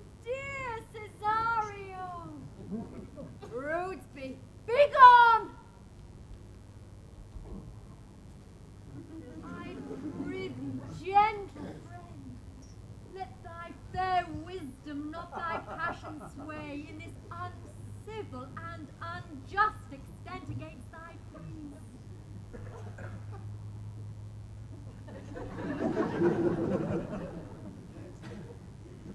Go with me to my house, and hear thou there how many fruitless pranks this ruffian hath botched up, that thou thereby mayst smile at this. Thou shalt not choose, but go. Do not deny. Beshrew his soul for me. He started one poor heart of mine in thee. What relish is in this? How runs the stream? Or am I mad, or else this is a dream? If fancy let my sense in Lethe steep, it be thus to dream, let me sleep. Nay, calm, I prithee. Wouldst thou be ruled by me? Madam, I will. Oh, say so, and so be.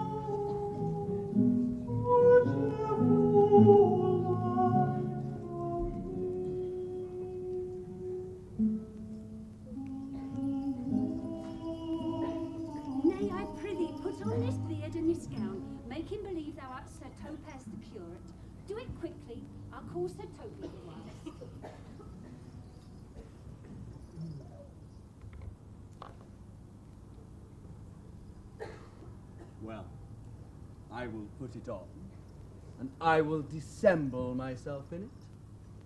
Would I were the first that ever dissembled in such a gown. But I'm not tall enough to become the function well, nor fat enough to be thought a good student. The competitors enter.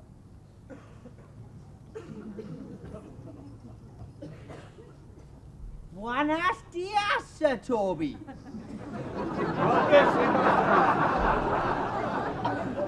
Or as the old hermit of Pontypool very wittily said to a niece of King Gorbarock, that is. And I, being Master Parson.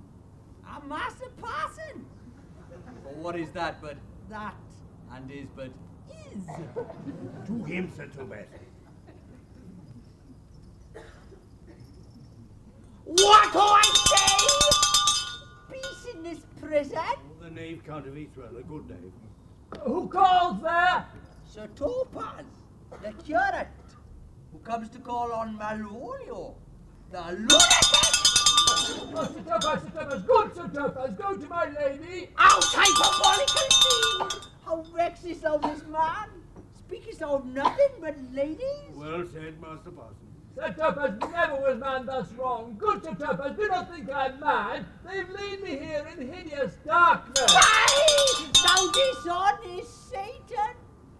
I call thee by the most modest terms. For I am one of those who will use the devil himself with courtesy. Sayest thou that house is dark? As hell, Sir Topaz. Why, it hath bay windows as transparent as barricadoes, and clerestories to the south, north, as lustrous as ebony. You complainest thou of obstruction? I'm not mad, Sir Topaz. I say to you, this house is dark. I say there is no darkness but ignorance, in which thou art more puzzled than the Egyptians in their fog. I say to you, this house is as dark as ignorance, though ignorance was dark as hell.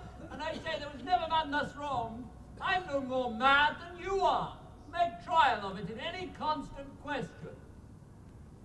What is the opinion of Pythagoras concerning wildfowl?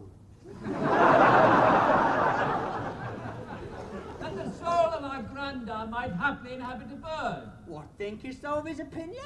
I think nobly of the soul, and no way approve his opinion. Remain thou still in darkness! Thou shalt hold the opinion of Pythagoras, ere I shall allow of thy wits, and fear to kill a woodcock, lest thou dispossesses the soul of thy grandam. Oh, Sir Topaz, Sir Topaz. My most exquisite Sir Topaz. Nay, I am for all waters. Thou mightst have done it without thy beard and thy gown. He sees thee not. To him in thine own voice, and tell me how thou find'st him. If he may be conveniently delivered, I would he were. For I am now so far in offence with my niece, that I cannot with safety pursue this sport to the upshot. Come by and by to my chamber.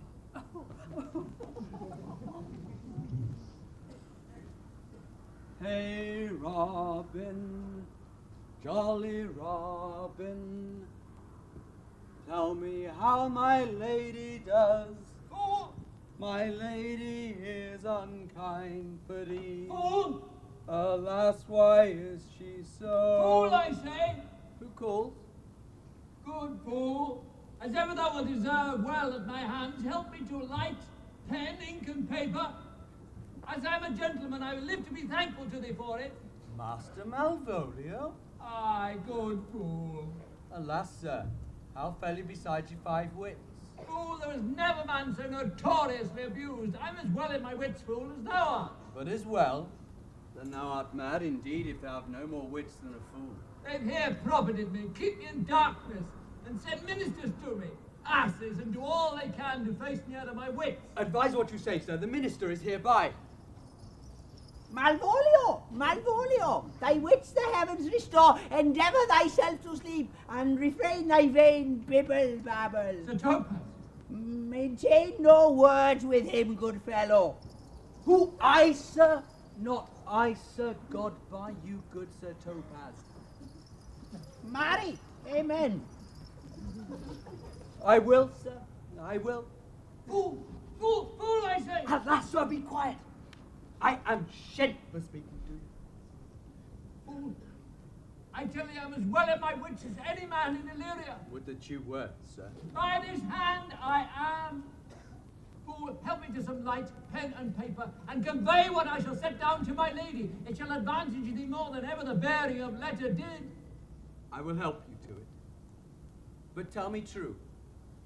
Are you not mad indeed? Or do you but counterfeit? I tell you I am not mad, I tell thee true. No, I never believe a madman till I see his brains. I will fetch you light, and paper, and ink. Fool, I requite it in the highest degree, I bid thee be gone. I am gone, sir, and anon, sir, I'll be with you again. In a trice, like an old vice, your need to sustain. With the devil of Leighton, his rage and his wrath, cries on to the devil! Bear thy nails, Dad, like a mad lad. Adieu, goodman devil.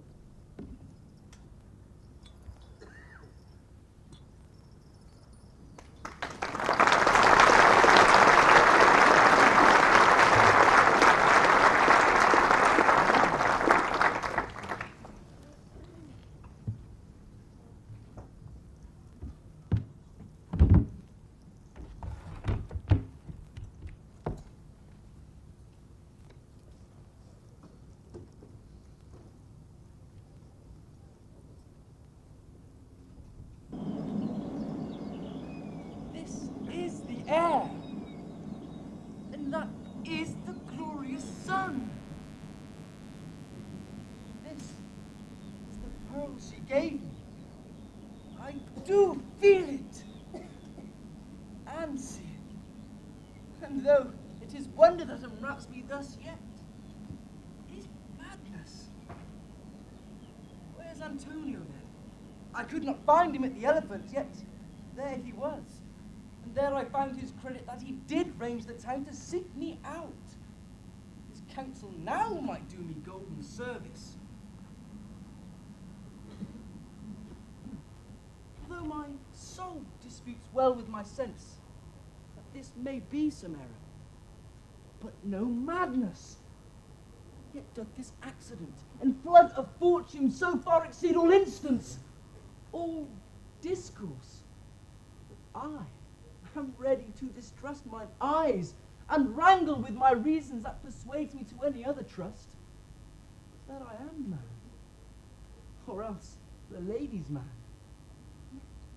If 'twere so, she could not sway her house, command her followers, take and give back affairs at their dispatch with such a smooth, discreet, and stable bearing as I perceive she does.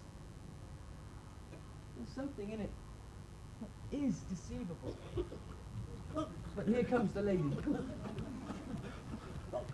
Blame not this haste of mine. If you mean well, go with me and with this holy man into the chantry by. There before him and underneath that consecrated roof, plight me the full assurance of your faith, that my most jealous and too doubtful soul may live at peace.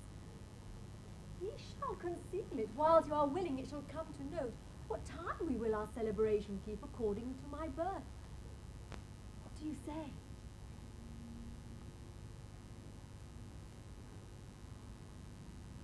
I'll follow this good man, and go with you. And having ever sworn truth, ever will be true. Then lead the way, good father.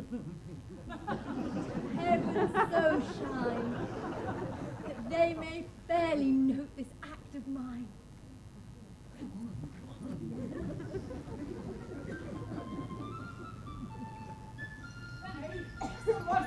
Let me see his letter.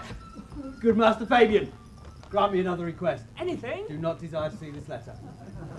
This is to give my dog, and in recompense desire my dog again. Belong you to the Lady Olivia, friend? Aye, sir, we are some of her trappings. Ha! I know thee well. How dost thou, my good fellow? Oh, truly, sir, the worse for my friends and the better for my foes.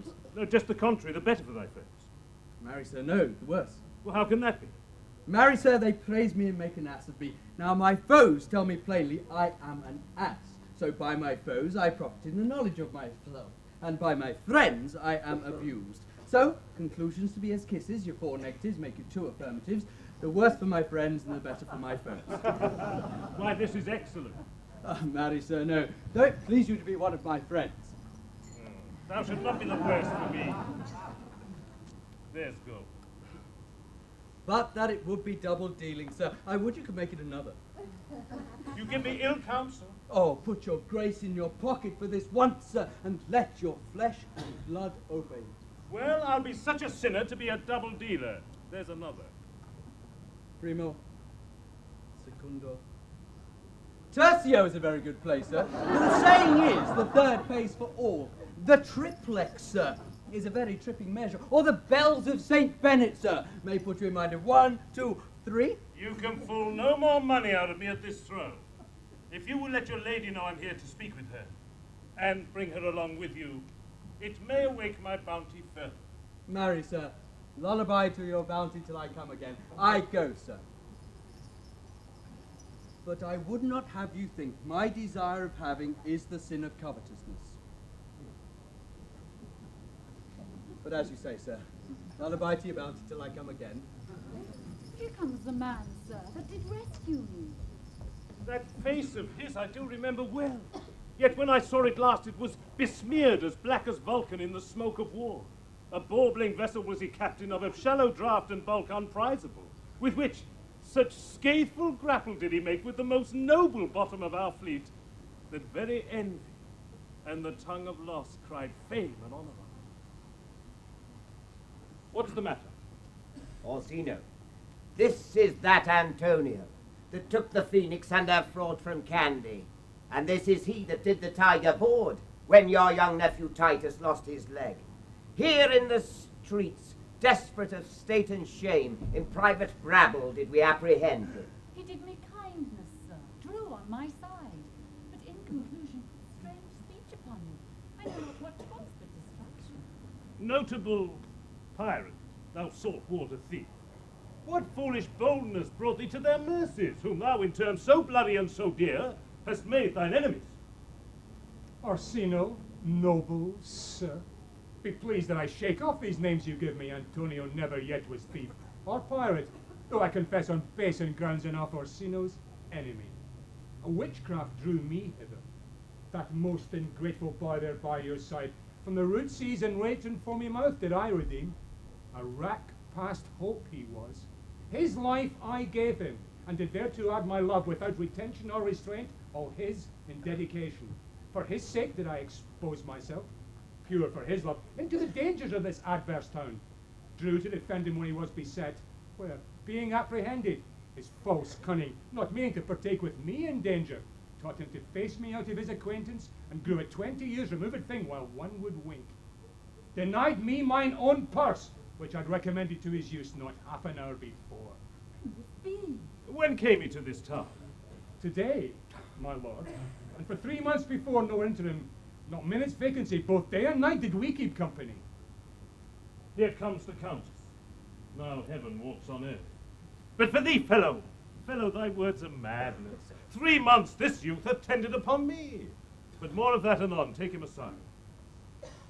What would my lord, but that he may not have, wherein Olivia may seem serviceable? Cesario, you do not keep promise with me. Madam. Gracious Olivia. Good, my lord. My lord would speak. My duty hushes me. To be aught to the old tune, my lord, it is as fat and fulsome to mine ear as howling after music. Still so cruel? Still so constant, lord? What, to perverseness? You uncivil lady, to whose ingrate and unauspicious altars my soul the faithfulest offerings of breathes out to their devotion tender. What should I do? Even what it please my lord that shall become him. Why should I not? Had I the heart to do it, like to the Egyptian thief at point of death, kill what I love, a savage jealousy that sometimes savours nobly. But hear me this, since you to non-regardance cast my faith, and that I partly know the instrument that screws me from my true place in your favour, live you, the marble-breasted tyrant still. But this, your minion, whom I know you love, and whom by heaven I swear I tender dear, him will I tear out of that cruel eye where he sits drowning in his master's spite. Come, boy, with me, my thoughts are ripe in mischief. I'll sacrifice the lad that I do love, to spite a raven's heart within a dove. And I, most jocund, apt, and willingly to do you rest, 1,000 deaths would die.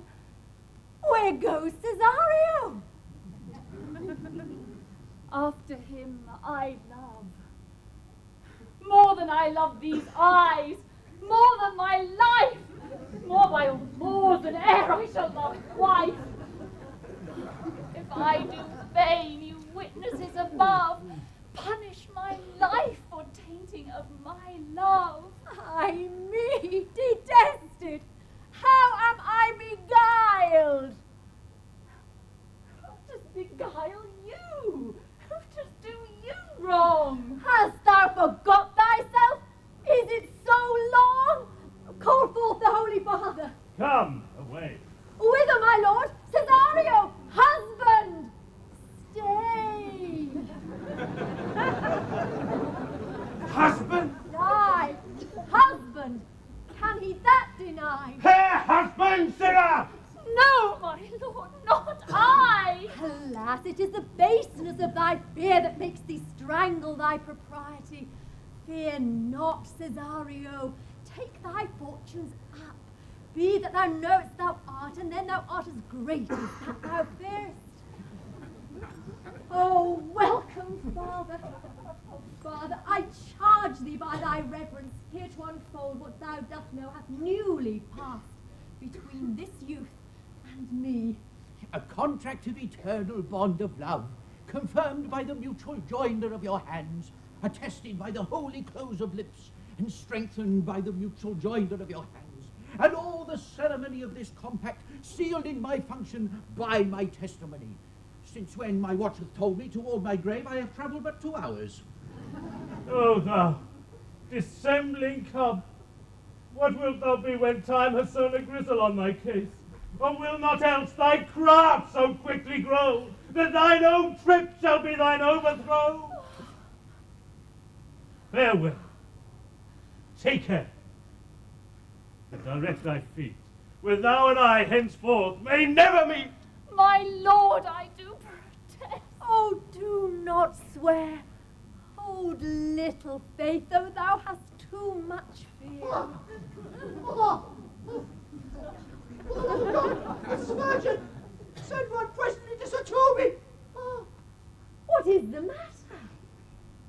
He's broke my head across, and he's given Sir Toby a bloody coxcomb too. For the love of God, your help. I had rather than £40 I were at home. Who has done this, Sir Andrew? The Count's gentleman, who once Cesario, who we took him for a coward, but he's the very devil incarnate. My gentleman, Cesario. Oh, Snipings, here he is. You broke my head for nothing, and that I did. I was set on to do it by Sir Toby. Why do you speak to me?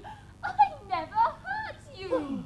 You drew your sword upon me without cause, but I bespake you fair and hurt you not. A bloody coxcomb be a hurt, you have hurt me. I think you said nothing by a bloody coxcomb. Oh, and here comes Sir Toby halting. You shall hear more, but if he had not been in drink, he would have tickled you other gates than he did. How now, gentlemen? How is with you? Noise hurts me, and there's an end of. Oh, Sox did see Dick Surgeon, son. He's drunk, Sir Toby. His eyes are set at 8 in the morning. He's a rogue and a passy-metted pavin. I hate a drunken rogue. Away with him. Who hath made this havoc with them? I help you, Sir Toby, because we'll be dressed together. Will you help? A coxcomb and an acid and a gull, a thin-faced gull? And then?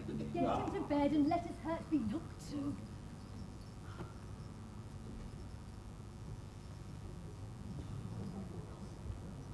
Madam, I have hurt your kinsman. Had it been the brother of my blood, I would have done no less.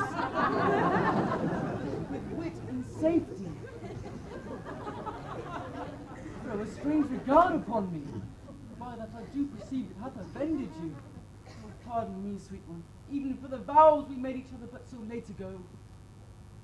One face, one voice, one habit, and 2 persons. A natural perspective that is and is not. Antonio! Oh, my dear Antonio! How the hours have racked and tortured me since I have lost thee! Sebastian? Are you? Fearest thou that, Antonio? How have you made division of yourself? An apple cleft in twain is not more twin than these 2 creatures. Which is Sebastian? Most wonderful.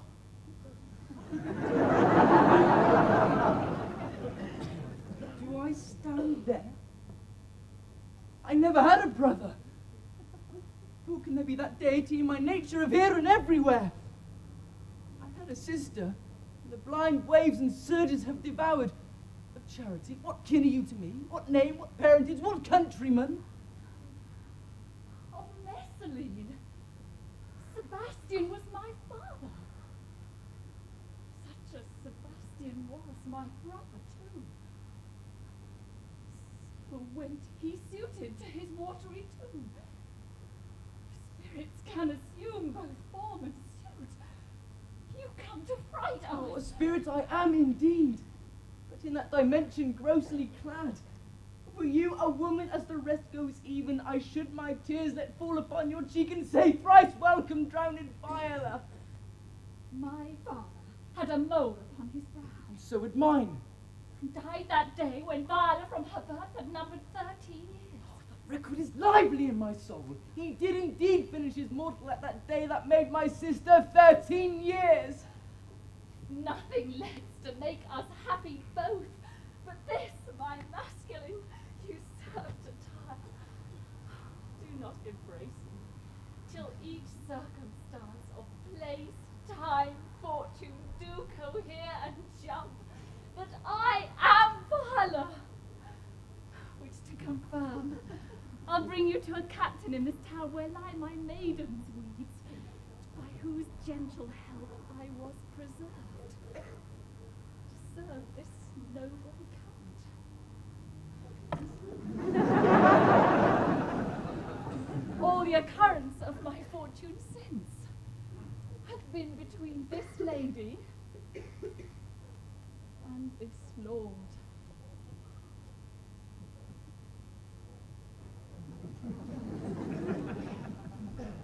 So comes it, madam.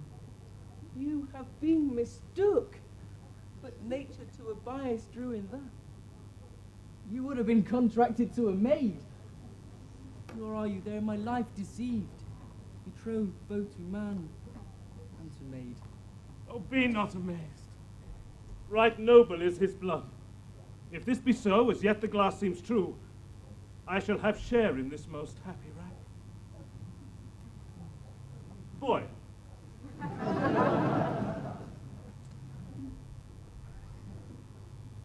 Thou hast said to me 1,000 times, thou never shouldst love woman like to me. And all those sayings will I overswear, and all those swearings keep as true in soul as doth that orbed continent the fire that setteth day from night. Oh, give me thy hand. And let me see thee in thy woman's weeds. The captain that did bring me first on shore hath my maid's garments. He upon some action is now in durance at Malvolio's suit, a gentleman and follower of my lady's. He shall enlarge him. Fetch Malvolio hither. Yet, alas, now I do remember me, they say poor gentleman is much distressed. The most extracting frenzy of my own from my remembrance clearly banished his. How doth this? Truly, madam, he holds Beelzebub at a stave's end, as any man in his case may do. He's here writ a letter to you. I should have delivered it today morning, but since a madman's epistles are no gospels, so it skills not much when they are delivered. Open it, read it. Look then, and be well edified, when the fool delivers the madman. By the Lord, madam! Mad? No, madam, I do but read madness. If your ladyship will have it as it ought to be, you must allow vox. Prithee, read in thy right wits. So I do, Madonna, but to read in his right wits is to read thus.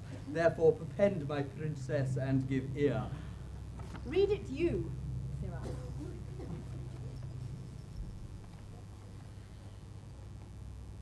Madam, you wrong me, and the world shall know it. Though you have put me into darkness and given your drunken cousin rule over me, yet have I the benefit of my senses as well as your ladyship. I have your own letter that induced in me the semblance I put on, with the which I doubt not but to do myself much right or you much shame. Think of me as you please. I leave my duty a little unthought of, and speak out of my injury. The madly used Malvolio. Did he write this? Aye, madam. This savours not much of distraction. See him delivered. Fabian, bring him hither. My lord, so please you, these things further thought on, to think of me as well as sister, as a wife. One day shall crown the alliance on, so please you, here, at my house, and at my proper cost. Madam, I'm most apt to embrace your master quits you, and for your service done him so much against the metal of your sex, so far beneath your soft and tender breed. And since you called me master for so long, here is my hand. You shall, from this time, be your master's mistress. A sister. You are she. Is this the madman? Aye, my lord, the same. How now, Malvolio? Madam, you have done me wrong, most notorious wrong. Have I, Malvolio? No. Lady, you have. Pray you, peruse that letter. You cannot now deny it is your hand.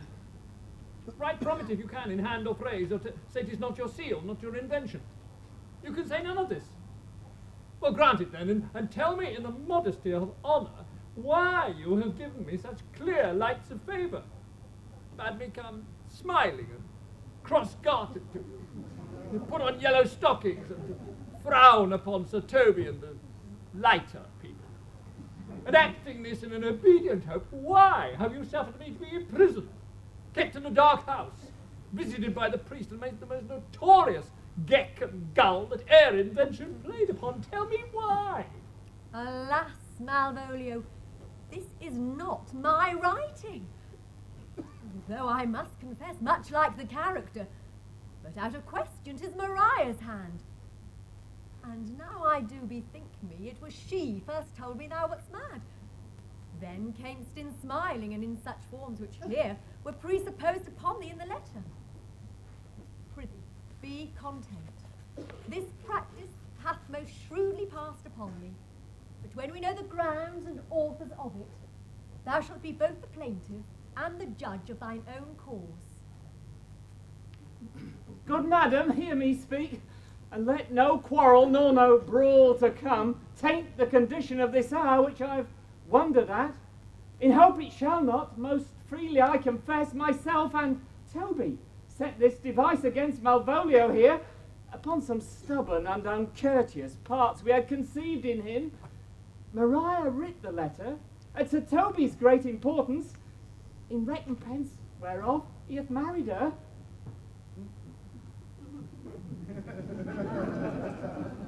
How with a sportful malice it was followed may rather pluck on laughter than revenge, if that the injuries be justly weighed that have on both sides passed.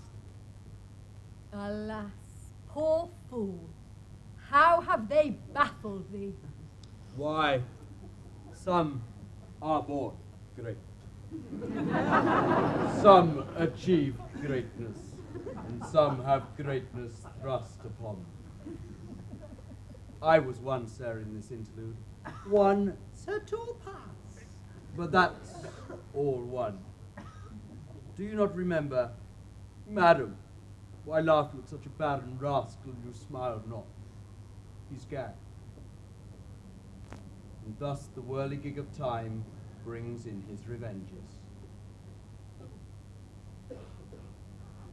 I'll be revenged on the whole pack of you. Yo. He hath been most notoriously abused. Pursue him and entreat him to a peace.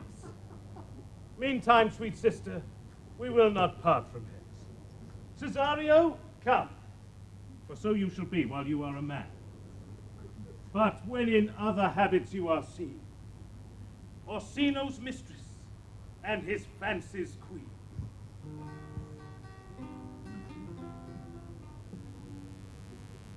When that I was and a little tiny boy, with hay, ho, the wind and the rain, a foolish thing was but a toy, for the rain it raineth every day. But when I came, alas, to wive, with hay, ho, the wind and the rain, by swaggering could I never thrive, for the rain it raineth every day. A great while ago the world began, with hay, ho, the wind and the rain. But that's all one, our play is done. and will strive to please you every